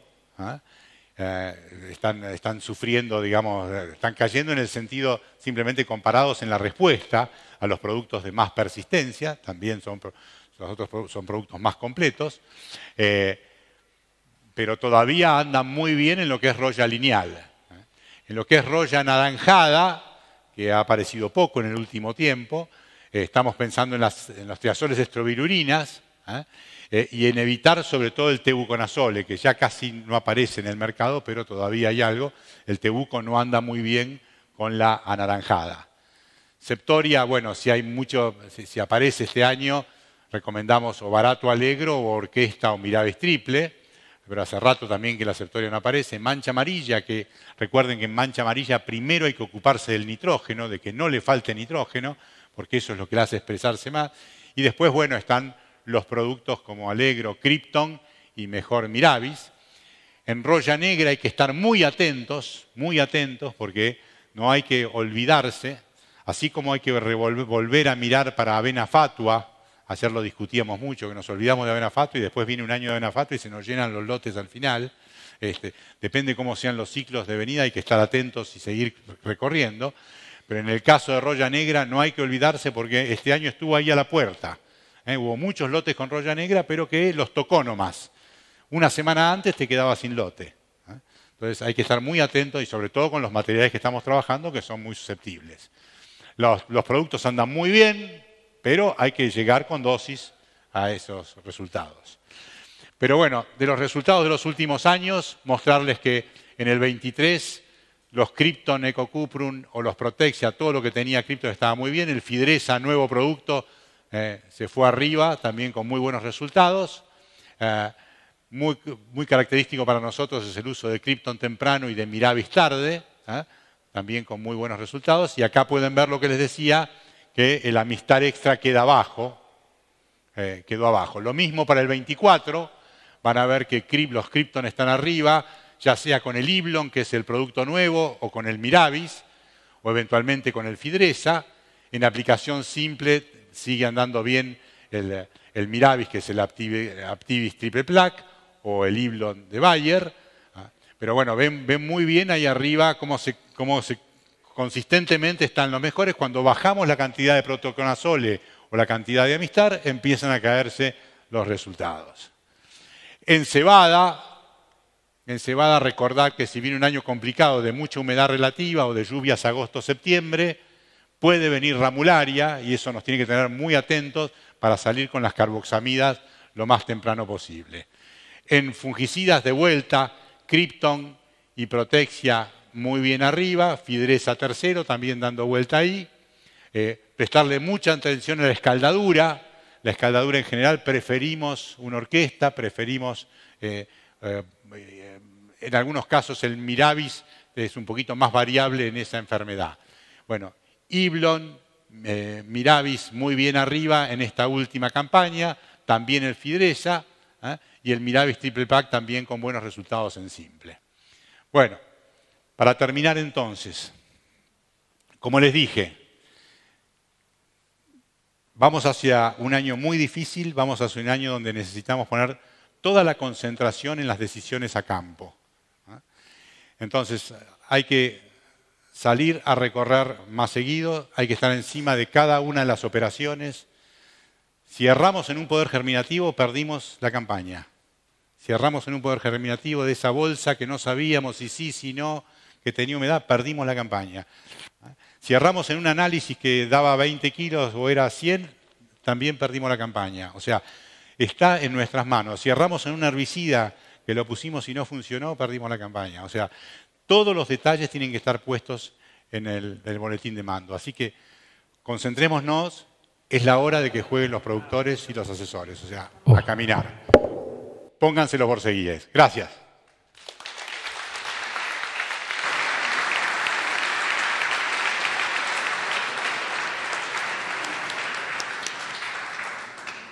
Bueno, muy bien, me sorprendiste, Jorge. Bueno.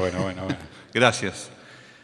Aprovechamos entonces, hay un espacio de preguntas, así que levanten la mano y me parece que Nora o no sé quién les va a alcanzar el micrófono. Ahí hay una pregunta. Vení acá. Yo a los pelados no le contesto. ¿Dónde está Germán? Una fácil, Germán. Muy fácil para vos. Fina sobre fina. ¿Cuánta urea incorporás y cuántos días antes? Bueno, buena pregunta. La verdad es que si el escenario siguiese lloviendo como estamos viendo, se viene con estas lluvias, no estaríamos obligados a una incorporación. Si el nivel con el cual venimos de paja es elevado, o sea, si venimos de una fina sobre fina, ahí sí es recomendable, digamos, para asegurarse, digamos, esa... Normalmente con una lluvia de 30 milímetros vos la paja la pasás. O sea, la urea puesta arriba, la paja la pasás. Pero bueno, tiene que aparecer, tiene que ocurrir. Como generalmente hoy hay agua en el suelo, cualquier lluviecita te acomoda. Por ahí una de 20 también te ayuda. Lo ideal es hacerlo temprano, o sea, hacerlo temprano para que la labor sea corte, o sea, para que tu labor corte. El tema es que si vos lo haces con todo el suelo húmedo, no estás incorporando bien. O sea, tiene que ser, para que sea perfecto, tiene que ser igual a una siembra. ¿Viste? Lo que vos querés de la siembra, que el gránulo de urea vaya al límite de la humedad. Ahí, que se encuentre ahí abajo en la humedad. Si me lo dejás en el aire no me sirve, si me lo dejás en el medio de la paja no me sirve. Que vaya ahí adentro. Y te vuelvo a decir, no es el año obligatorio, es el año donde vale la pena en los lugares donde tenemos alto volumen de, por ejemplo, las colas de máquina, donde tuviste cola de máquina complicada y necesariamente es conveniente. O zona seca, sí, lógicamente. Hay una pregunta desde región sudeste, Hernán. ¿Qué tal? Buen día. ¿Cómo te va? Bien, vos mostraste ahí los márgenes con arveja. Te quería preguntar... ¿De qué zona sos? Alvear. Ok. Yo hice y te quería preguntar en los márgenes que vos calculaste, ¿cuál de las dos arvejas, si es amarillo o verde? Eso fue verde. Eso fue verde y el valor es $300 que está puesto ahí para la arveja. Por eso es una situación muy puntual de la verde. Si le pones $200 ya, está bien. Eso te vos que te habrán pagado con 220 o algo por el estilo. ¿La Avenger la conocés? Sí. Sería una amarilla que no estaba en el cuadro. No. ¿Qué te pagaron? $260. Bueno, bastante razonable. Sí. ¿Y cómo te fue? No, 3.000 kilos. ¿Y el maíz? El maíz está buenísimo, así que bueno, estamos... Lo que pasa es que eso comparado en Alvear es las mismas fechas contra una cebada o un trigo de 5 o 6.000 kilos. Entonces, claro. Por ahora los números no dan, digamos. Sí, hay que ver el impacto sobre el maíz, ¿no? Claro. Porque el binomio juega con el maíz, no es arveja contra trigo, claro, sino que es el binomio. El impacto en el maíz es enorme y además lo puedes hacer sin nitrógeno. Que vos sobre trigo estás en el horno y tenés que ponerle todo el tuco. Si hicieras maíz, ¿no? Sí, hicimos maíz, hicimos los análisis de nitrógeno y no eran tan diferentes con respecto a otros maíces de segunda, ¿no? Sí, de todas maneras, los análisis mienten, como pasa. O sea, no es que mientan, sino que el análisis, o sea, vos sobre arveja, como te pasa sobre vicia, como te pasa sobre las leguminosas, los análisis no te dicen lo que hay. O sea, hay una parte importante, la vas a ver en el cultivo y no lo vas a ver en el análisis. Entonces tenés un aporte interesantísimo que viene de APA, nomás, de que es una leguminosa y que lo va a mineralizar en el curso del año. ¿No? Gracias. No, de nada. ¿Quién tiene el micrófono que no veo?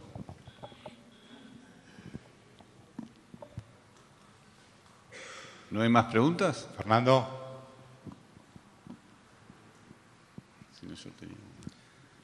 ¿Qué tal? Te hago una pregunta. Dale. Vos dijiste que la arveja es muy cagona para el frío, para la helada. ¿En qué instancia de la planta? En casi toda.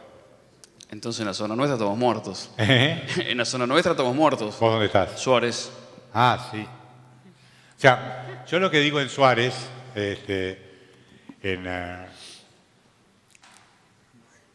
Suárez es un mundo cuando hay lagunas y cuando las lagunas se van es otro mundo. O sea, cuando vos, en general en Suárez, si te vas a ir a lotes altos, con agua, o sea, donde haya humedad, el riesgo de helada es altísimo, o sea, es un tema.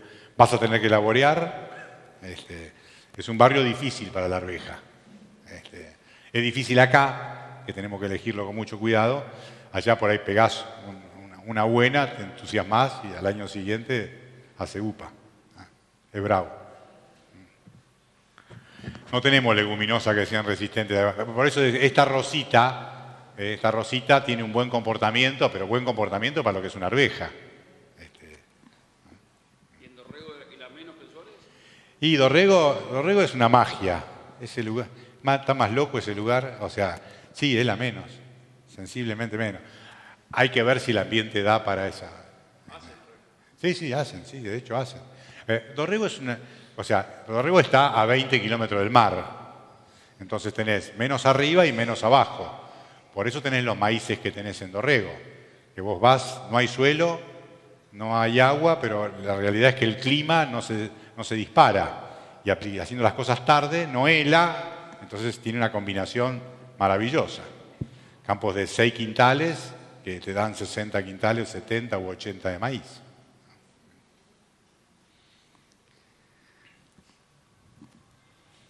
Bueno, muchas gracias a todos, muchísimas gracias Jorge, gracias también a los que están del otro lado.